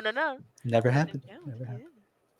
Oh, that's right. The chunks of thumb on the floor, you mean? Yeah. Oh shit. Oh shit. All right. So that is that everything the gargoyle can do? Yeah. So next is William. And he's gonna look at you like, oh, boy, I really hate you. All that power, and you're gonna squander it for nothing. I've spent my whole life tracing that power, but I'm so close I can feel it in my veins. My potions will almost allow me to be a conduit. You are not One worthy of this power, William. You know nothing, Toryss. I will be worthy one day. And he flies over, sort of tumbles in midair. Between how the room, we'll say that the gargoyle you said had 60 feet of movement. Mhm. I'll say that it moved 30 feet to the doorway before it was stopped by the orc. So he's going to fly 30 feet towards the statue. Can I gain an attack of opportunity? Yes, you can. Cool. Can I make it an unarmed strike so that I can change it? Does that work? You want him to grapple him? Yeah. You can do that. Cool. So I get a -1 still for my exhaustion. So it's just +8. 15 + 8, 23. 23 hits. You grab him. I'm not done with you. Oh, you're making this so much more difficult than it needs to be. And he goes, fine. Without me, she'll remain stone forever. You're coming with me. He's going to pull out a potion. And he's going to whip it at the floor. And it's going to shatter. And you're going to see like a plume of smoke spiral up into the ceiling. And it just like sort of explodes in a shower of like colorful smoke that quickly fades to gray and fills the room. All this smoke fills the room. Holy shit. Hold your And suddenly you just start hearing like rushing wind. Can you make me a charisma saving throw? breath. Oh, come on, Toryss. DC 16. Charisma. The paladin has to make a charisma saving throw. I mean, Oh, fail it it's, now. it's a 17 on the die, so it's like Oh. 20, whatever. Hey. Oh, very nice. 27. 27. Damn. Don't mess with his friends. Plus 11, all right. With his -1. crew. So. The smoke fills the room. And so you hear this rushing wind, and you maybe sort of pull yourself away from it just with your sheer will. And you see briefly like a flash of light, maybe a boom of thunder in the distance, streaks of electricity passing through the clouds. And you hear the like, manic cackling of William fade away. The sounds of the mob around you quickly fade. And you're sort of just stuck there in silence in this smokescreen.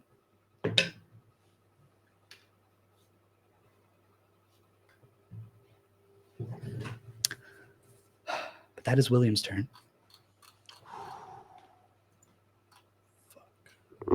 Misha's turn. Soon. It would be the commoners. You don't hear anything. Then it would be Misha. Misha, you hear the rushing wind. You hear the sound of thunder.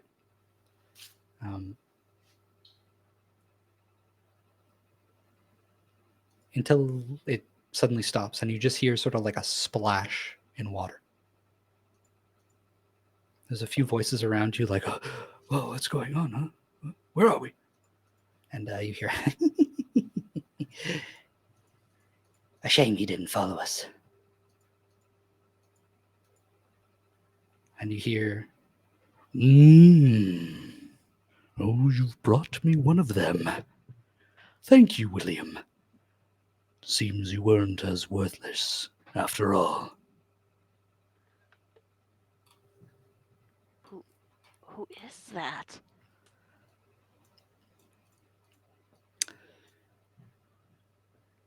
I don't recognize the voice, huh? You don't recognize it?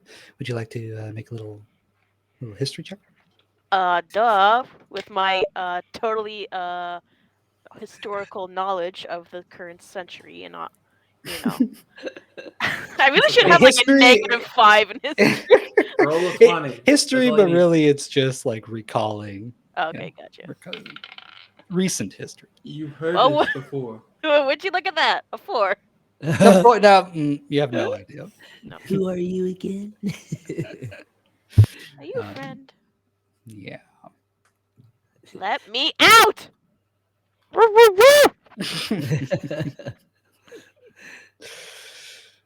Oh, she can still speak. Perhaps she is powerful enough to be a conduit too. And then we go to Dorwill, who's still unconscious. Thank you for your And then we move back to the square. At this point, combat is over. So we'll regroup at the square. What are you guys up to? What happened to the girls flying off into the sky? Yeah, you could shoot at her right now. You can fire off at her. If you miss, she's going to fly.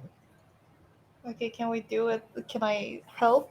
Can I aid? I can shoot up You to could just attack. 320 feet. That's my maximum range, and I suffer no disadvantage until she hits that. So Oh, Pretty fuck. crazy. Indeed. Well, then roll me those attacks. right, me versus Shira time as we try to hit the dwarf. I can hit him more times than you can. No, stop it! Stop shooting at me! And get back down here. Never!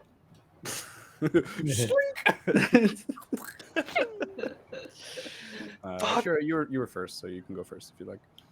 Well, see, for me, I can only do 150 feet without disadvantage. Is it higher than that? Did she go after us or before us?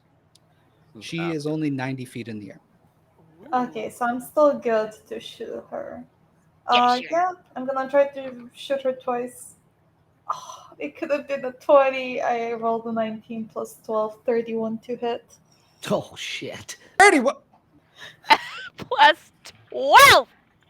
Holy God fucking damn. shit. Rangers. I'm like, rock. nice, 19. 30. Wow. Plus 12. Yeah. So that shall be 8 damage.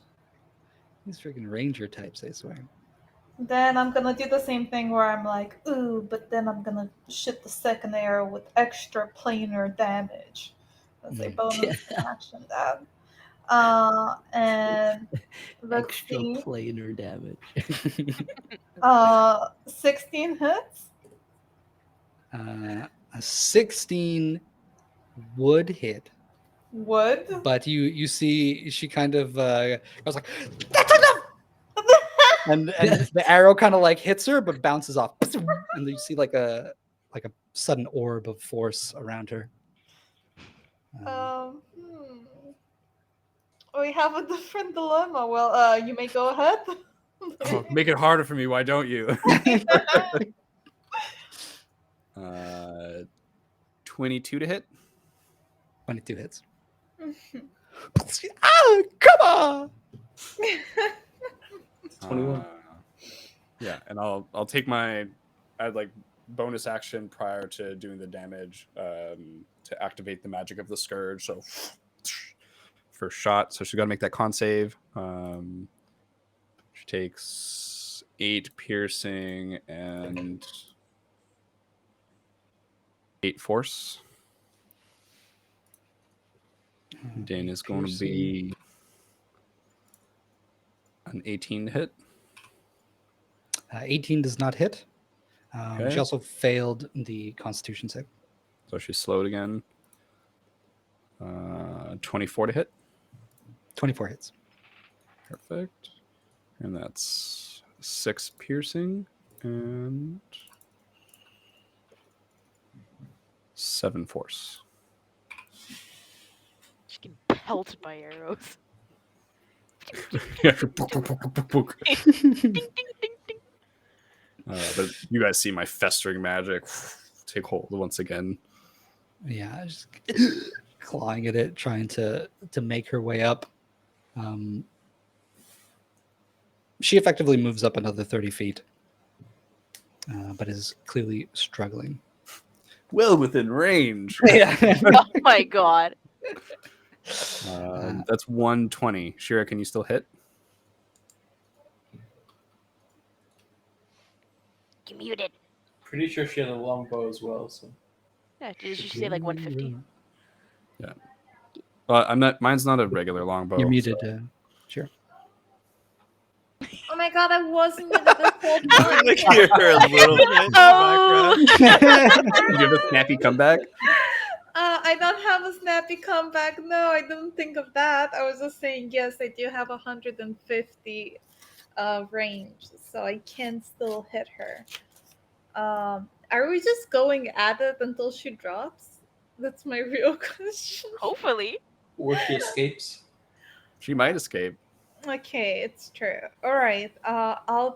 I still have planar warrior because I didn't hit her last time, so that is still there.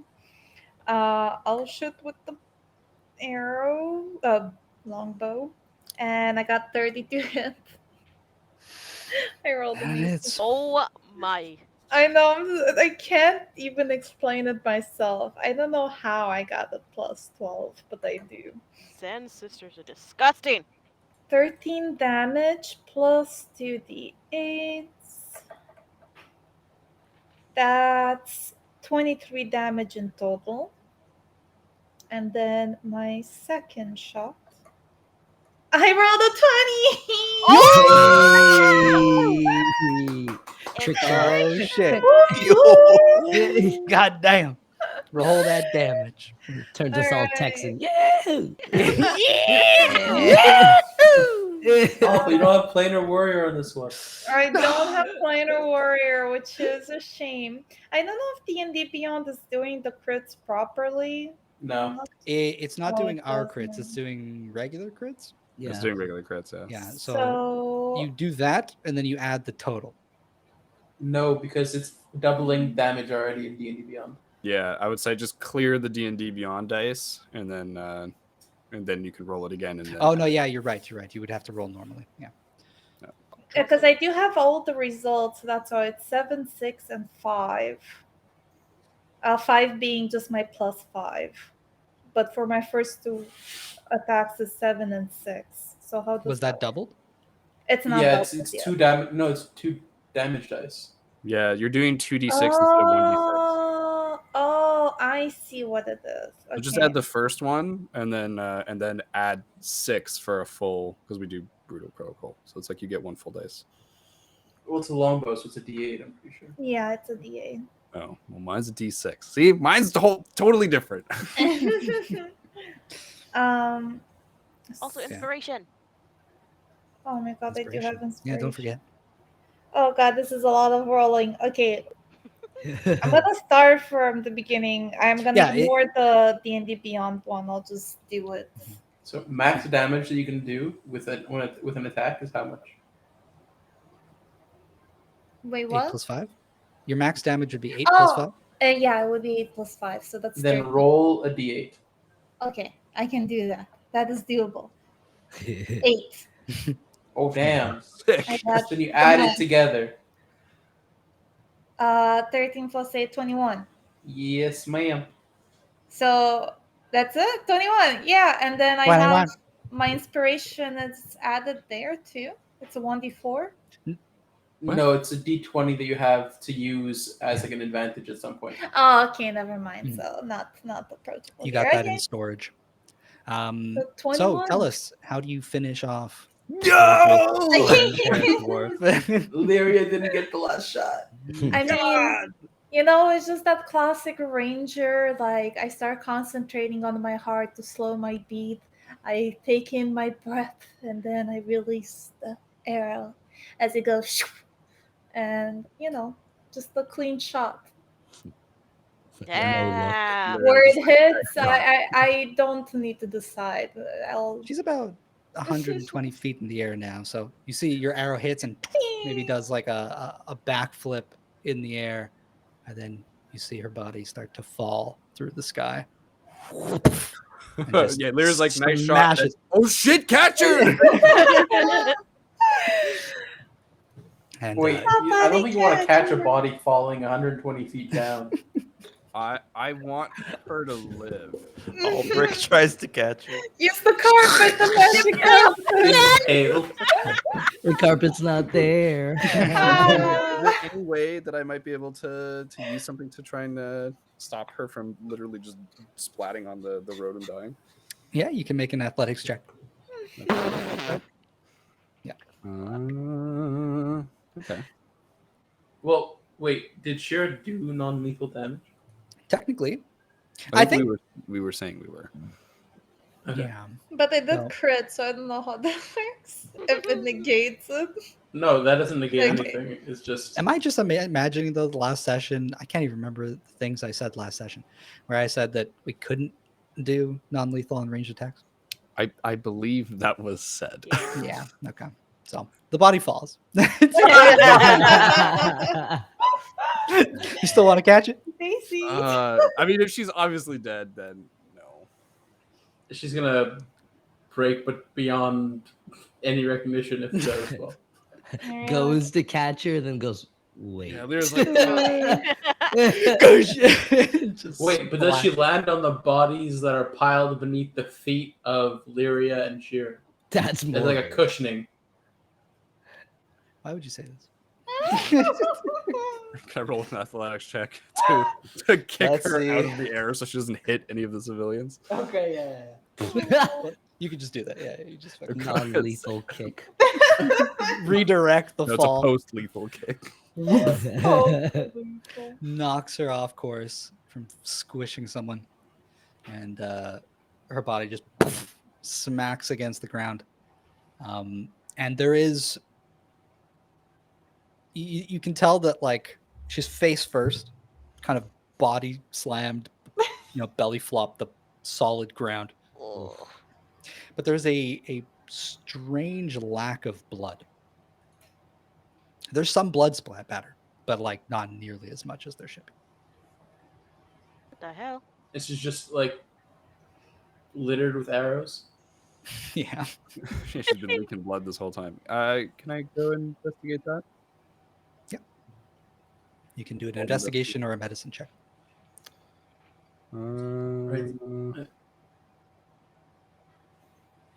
I got +8 in investigation. I can help. Wow, meta gaming. Oh, sorry. Shoot. Joking. You can give me the help action. That'll help. I'll give the help out. As I'm good at survival and nature, so I feel like I would be interested in this oddity. That's a 17.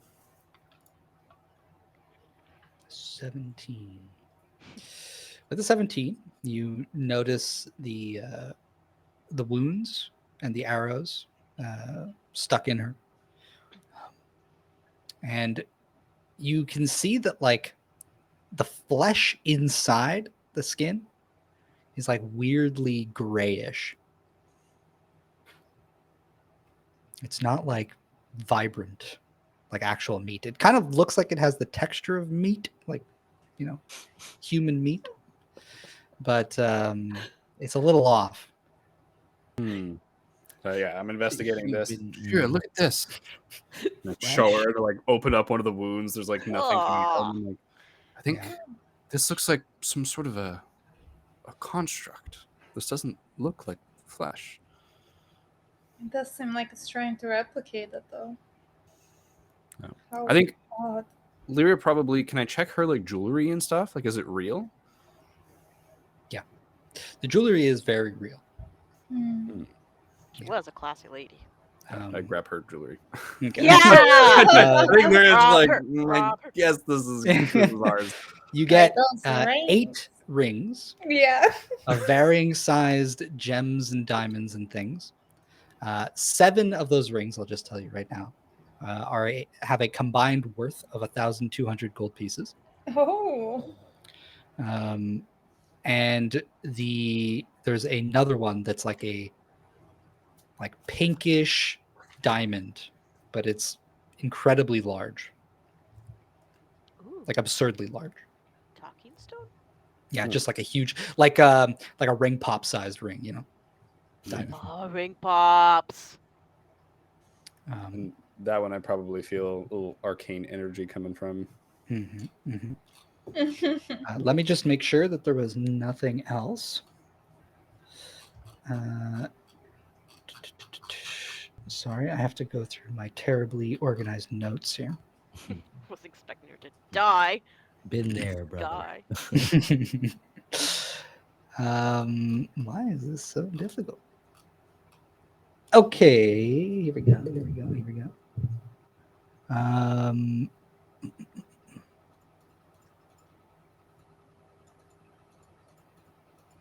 Actually, that's all that's on her.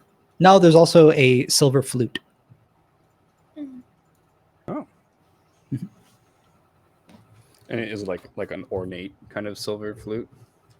Yeah, it's like beautifully and intricately designed with small little vine and leaf motif sort of engraved into the sides.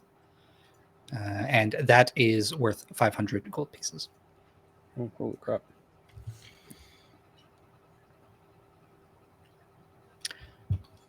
Yep. I think Lyria, like quickly with her rogue training, kind of like pockets this stuff, looking at it very quickly. But is kind of like, I think, still perplexed at the body, maybe not body. He gets up, looks at Yushira, and I think probably immediately kind of like hands you the flute, like the leaf, like this really like leaf patterns in the silver. I'm like, do you play any instruments? That's actually what I was pondering to myself, how silly it is that we don't have a bard. It would Well. have been nice sometimes. Who knows? Maybe I'll practice. Sure. And So I give you that flute.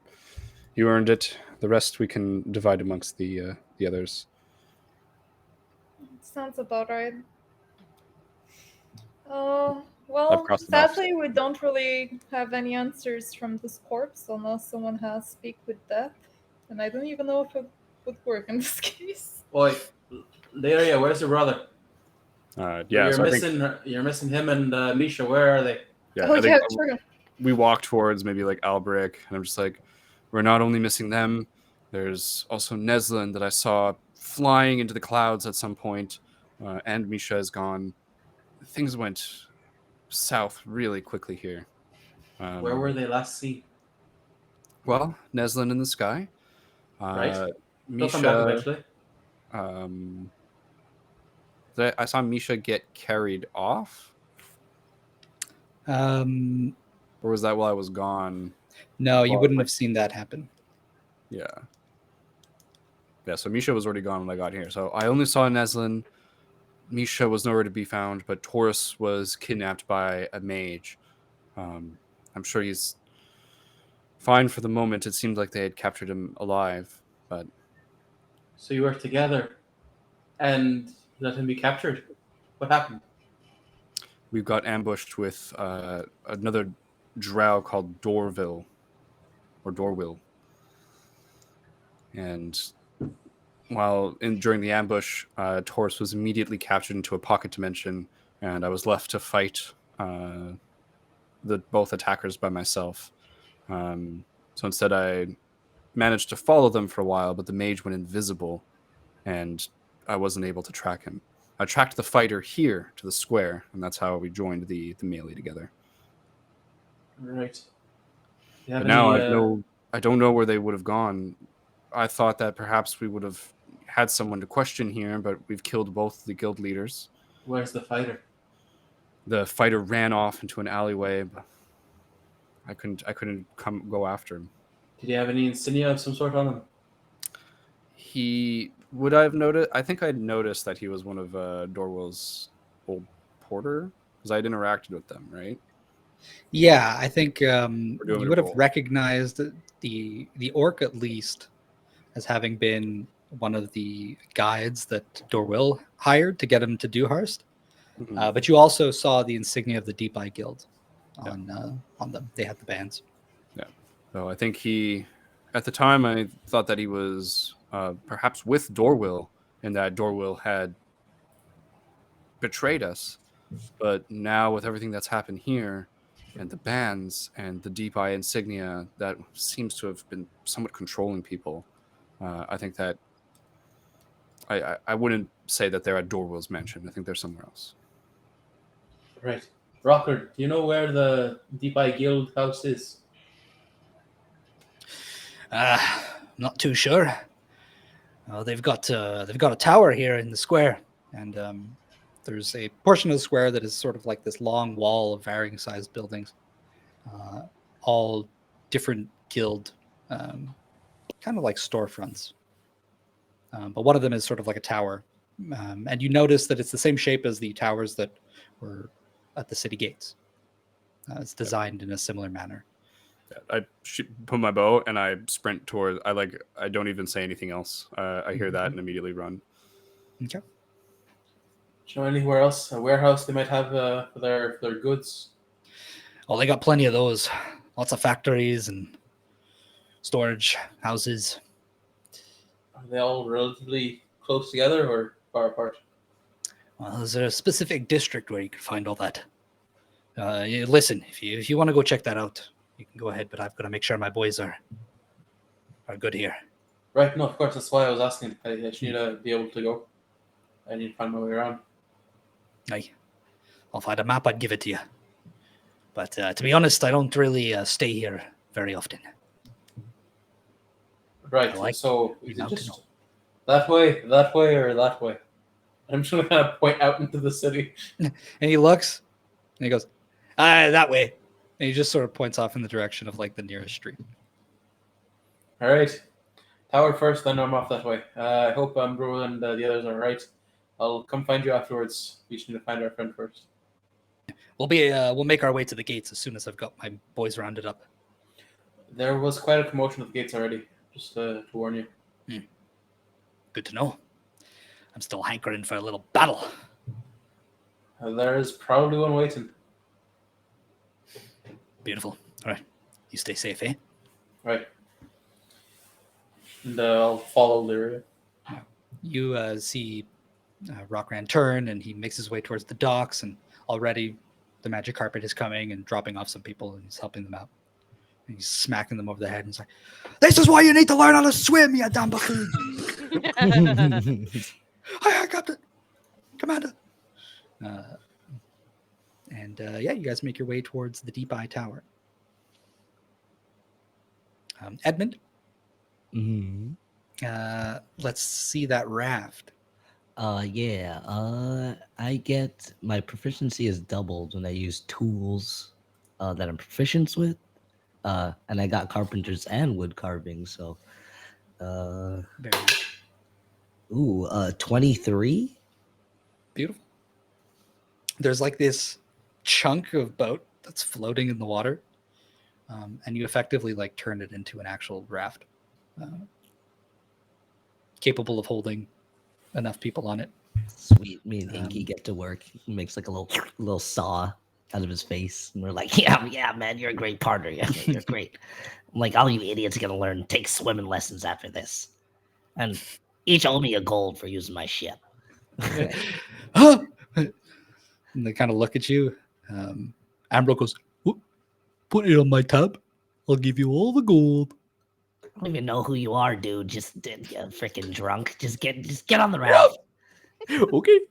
And he hops onto the raft. And as you're building it, you've got that, you can sort of just mold it, especially with that roll. The pieces of scrap almost kind of defy certain logic and affix to each other. You know, I do have mending as well. beautiful. So- And you incorporating that. There's a bit of your warlock powers Yeah, helping you. you're doing Tears of the Kingdom right now. Absolutely.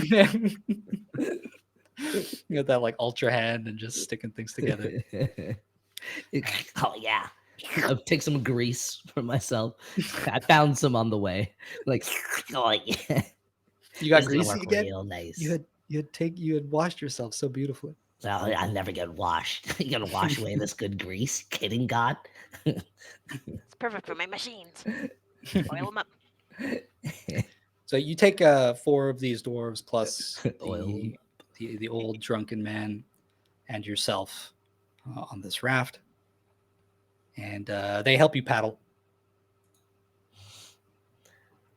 They've got like makeshift plank, or just pieces of wood and stuff that they found, and they just start with some of using their hands. Like, see if I could like change Inky to make like his legs like a little propeller. Ooh, I love on it. the back to try He hangs on. Because I can't have no wooden crappy raft. It's got a little tech on it, a little flair, you know. I absolutely love that. Yeah, you just make your way to the shore. Is there anything else anyone would like to do before I move back over to Toryss? Quick. I investigate the tower as quickly as possible when we get there, and like I'm sprinting, like full on dash, cunning action dash to like get there as fast as possible. Okay. Also- It doesn't take you very long, and when we get back to you, I'll describe the entire wall of. It's called the Guild Wall. Also, how fast does the carpet get there? Because I did send it ahead to take some people. So would any of the party see the carpet like show up?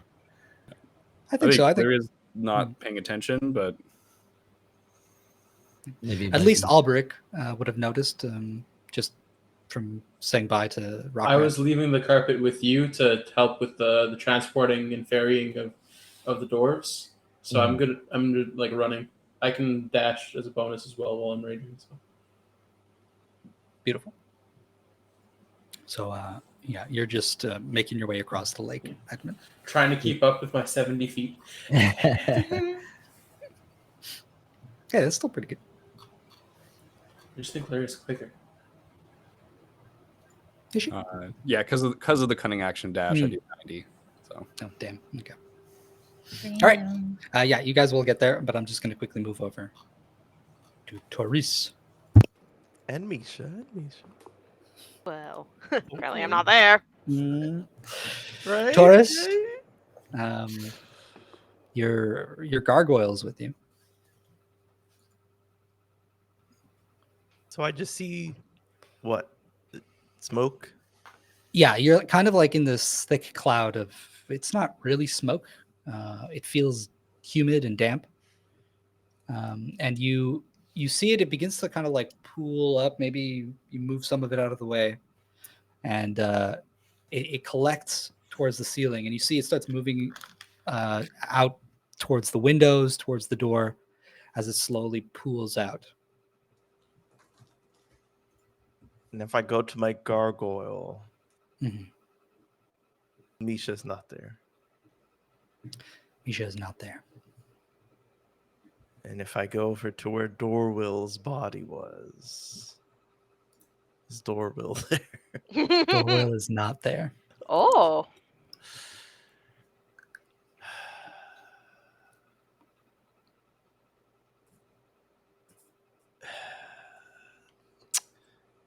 The handbook of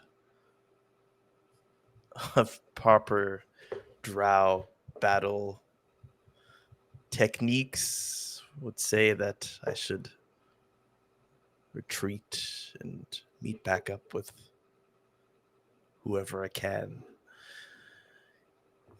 But I've since dropped that part of myself, so I think I'll just stay. I'll stay put. Maybe make an Arcana check on the clouds, but I'm not giving up on Misha. So I'm gonna look around and see what I can find.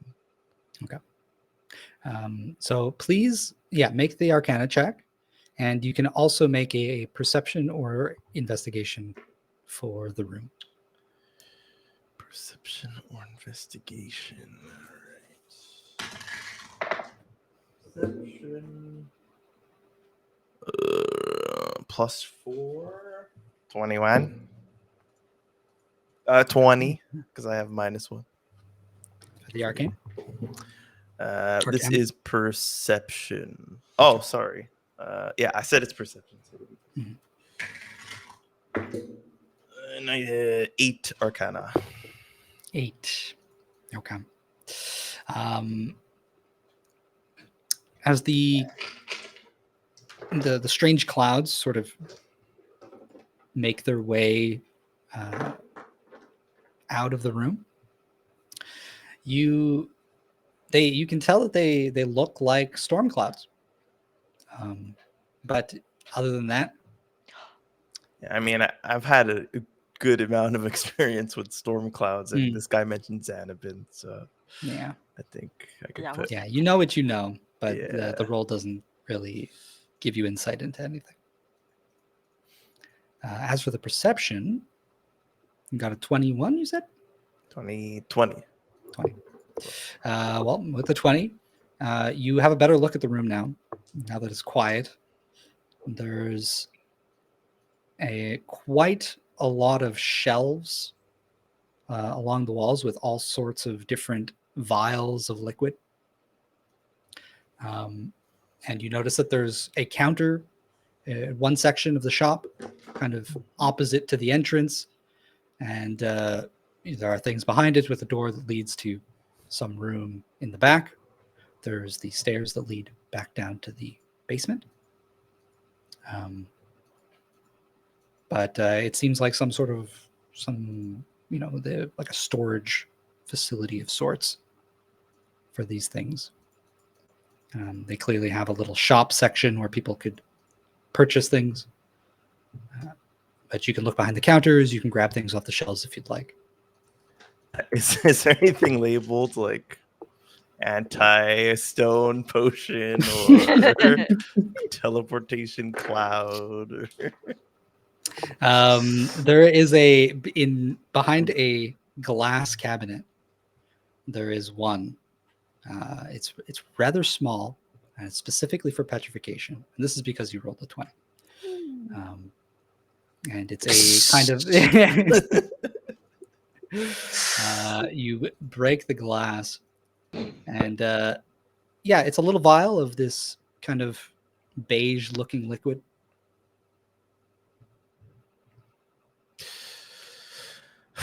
Misha.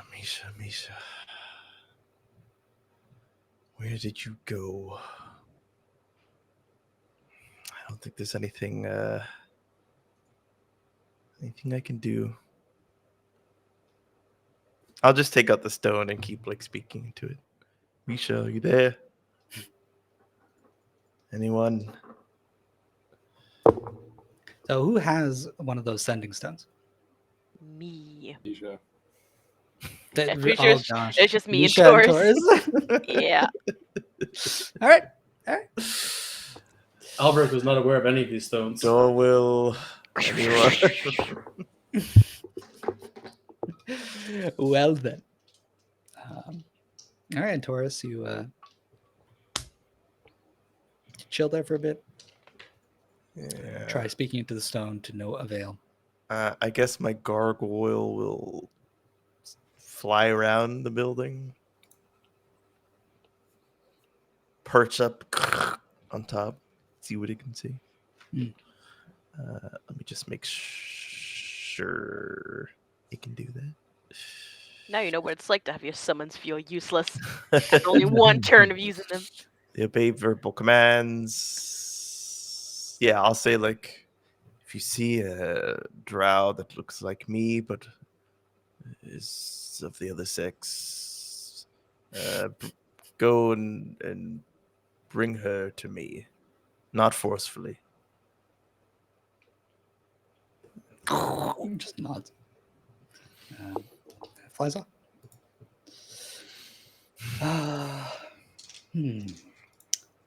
Misha, Yes. you're going to hear a series of things. You hear some splashing about, some mumbling amongst folk. And you hear that booming voice go, we do not need these ones. And you suddenly hear like, just like splash, like large splashes and splooshes in water a few times. And you hear what you can only assume is a little man just from the voice. Little guy. He goes, I'm sorry, Xanabin. I'm sorry, I tried to bring the other one, but it didn't work. I need to perfect my cloud storage. And Cloud storage. Xanabin goes, no matter, this one will do just fine. Xanabin! Should I go back? No. Continue working on your potions. The city is already compromised. Let the cloud do the rest. And he goes, yes, Xanabin. And you hear this strange discharge of energy. And then it goes quiet again. The pitter-patter of steps in water. And you feel yourself being dragged. You hear, someone struggles to drag you someplace. Song Xanabin, you got weak arms. Do You even lift, bro? you even live? And the struggle continues, but you are brought someplace very quiet. Where am I will say, Toryss, you, as you're standing in the room, the remains of the remnants of the clouds, you just see like the civilians, like they all just start like falling out of the cloud onto the floor.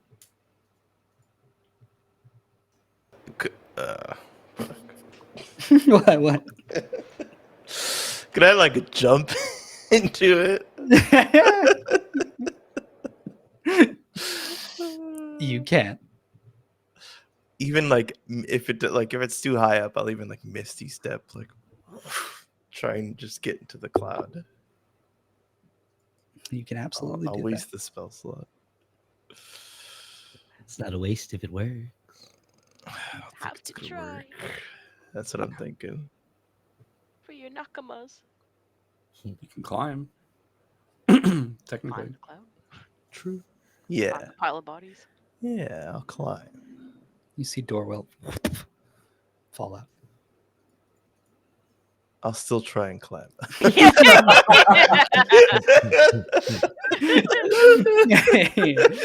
That was my persuasion check. Friendship. I failed. friendship. All right. Well, because you are willing, you pull yourself into the clouds. You feel that rush of violent wind, the booming of thunder, the flashing of lightning.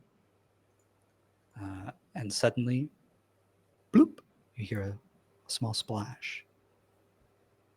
And you are standing in a very shallow pool of water up to your ankle in this little basin that's maybe about 60 by 60 feet. It's like a circular pool. And there is just like this glow that bathes everything in this room in bright light. There's no light source, just everything is a glow. You look around and you see in this circular room, there are 12 archways. And as you look up, you see a near endless like cylinder that goes all the way up, maybe even 1,000 feet up. The walls of the cylinder are like a cylindrical Rubik's Cube of sliding panels and twisting rings. And each of these rings is like a floor of its own, constantly shifting and moving and changing order. And as they do, you see these kind of streaks of electricity coursing between them all.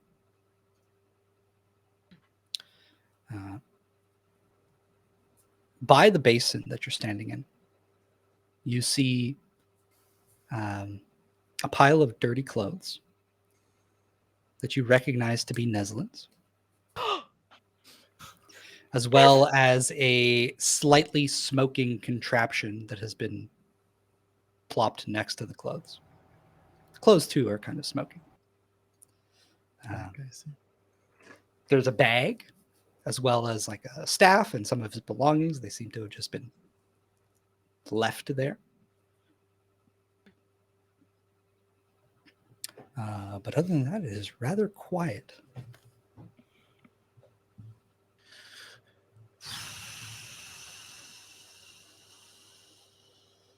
I will grab the staff unless it's going to break some sort of cannon.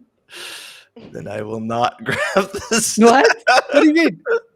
You said there's a staff, right? Yeah. Yeah, it's So- Neslin's staff. So I'm gonna take it unless it's gonna break canon. Then I won't take it. doesn't break any canon. Okay, This is canon. Okay. It is in fact canon event. This is the canon event. You grab the staff. Wait, let me see which staff it is. He's got some bad staffs, that's why. That's really good. Yeah, that's really Roll. good. Yeah. The wheel of Let me just double staff. check. For now, it's fine. You grab the staff. You collect the rest of his belongings, or just that? Just the staff. Okay. I think as you grab it, you start to hear sort of this electrical pulse behind you, crackling energy, and the room sort of gets like brighter from behind you, and you see your shadow cast along the floor. And then we're going to move away from you. Yeah. We'll save that for next time. What? The other group, though, you arrive at the guild wall, at the tower of the Deep Eye Guild. And you see that pretty much every front of this wall of buildings is like plastered with all manner of posters and flyers, all in preparation of the riot that took place today.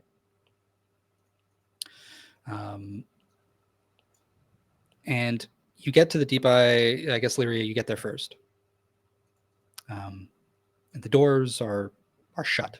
Everything seems to be closed here.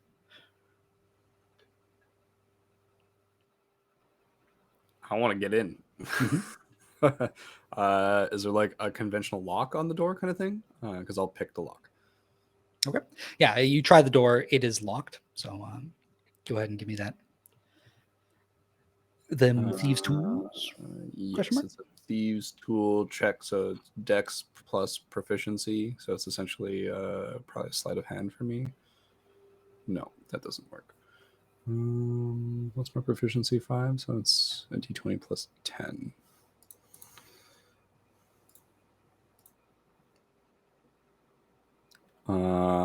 That's a 3, but I'm using my inspiration. Oh my gosh. Good use. So that's a 17. 17. All right. You pick the lock. Opens up. The doors open. And the entrance is there's kind of this narrow hall, and on either sides it opens up into these two large rooms with a series of desks strewn about. Each desk seems to have a varying degree of different kind of things decorating it, or just the materials on it, as if each one was personalized by a specific person. There is another office further into the back, and you see two boards on either side of those two large office spaces that look sort of like bounty boards. But the place is quiet. It is dark. Doesn't look like anyone's in there. Okay. I think Albert probably reaches me by the time I finish picking the lock. It's a few seconds, and I was only a few seconds ahead. So I think I turn, like, throw the doors open, turn to Alberic, just say, look for any plans or locations or something like that.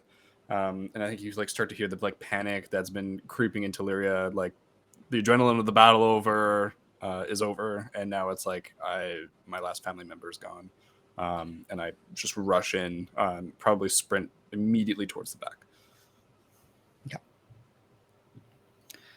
Yeah. Leary sprint towards the back. There's that back office. There's a room at the back that you can go into. That door is also locked. Sure. No lock will stand in my way.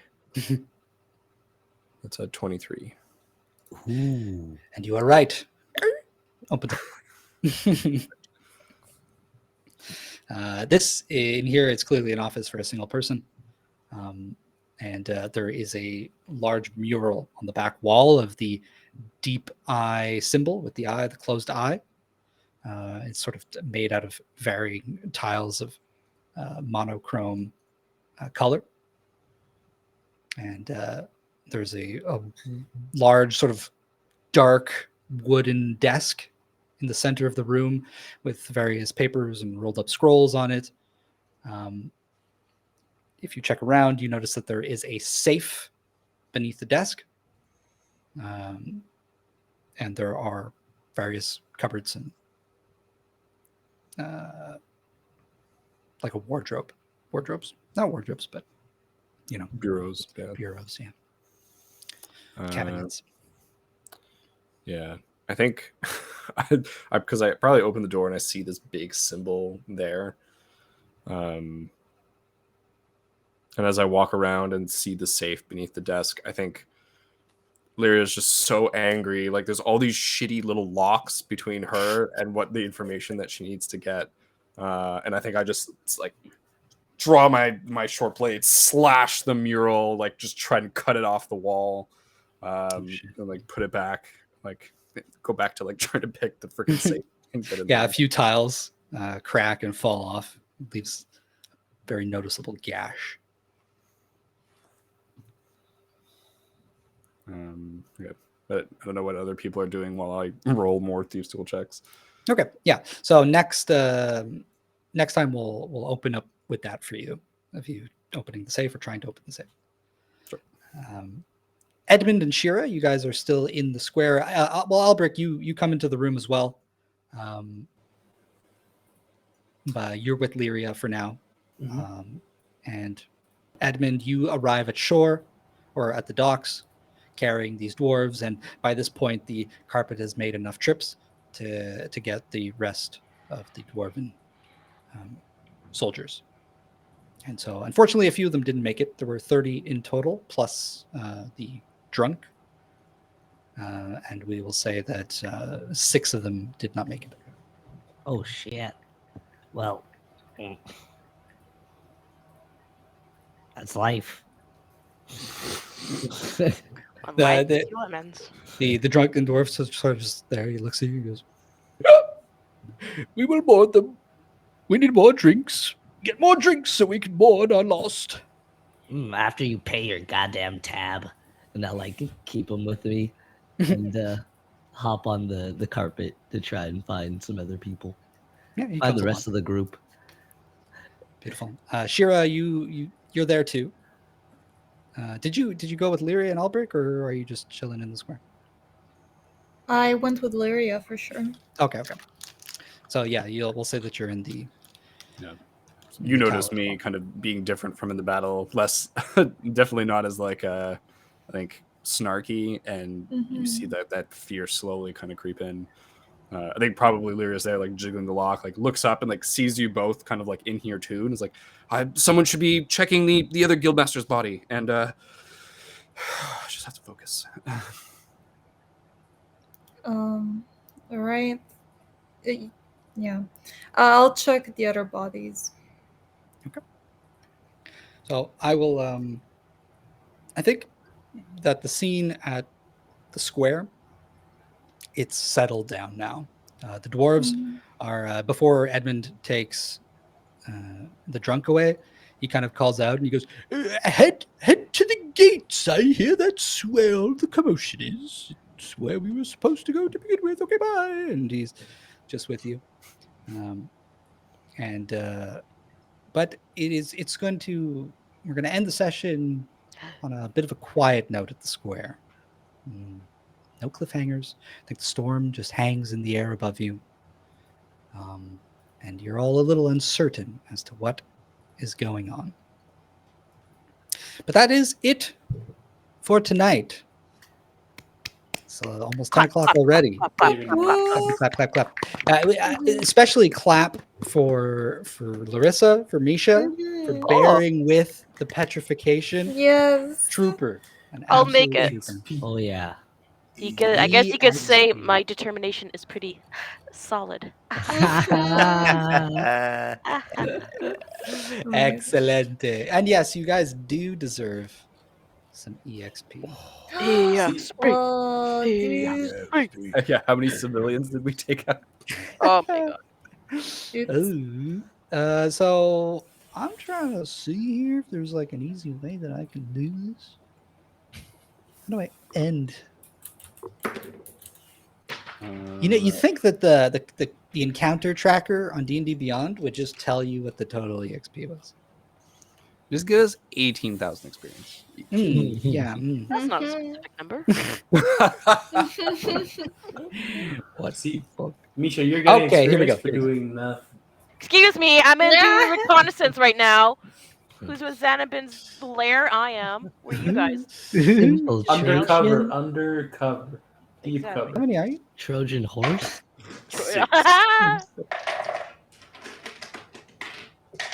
So you're each going to get 4,000 EXP. Ooh.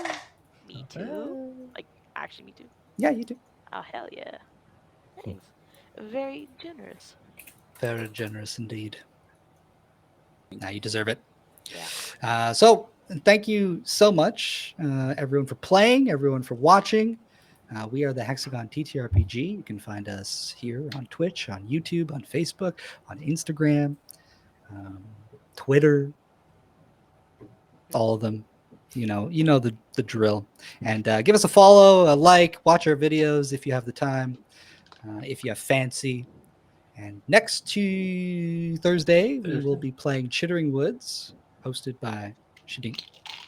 Hey y'all. This Thursday. Yeah. And we'll probably be playing Chittering next Thursday too. Probably the next. Probably. And the one after that. And after that. Try and escape the woods. More shittering woods. And for next Tuesday, come by and see who's going to be playing.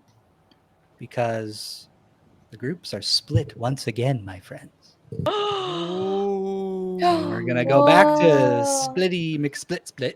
Gasp. And we'll see what happens from there. So we're the Hexagon, and we are Hexagon. Bye bye. Bye. Hexa, good night.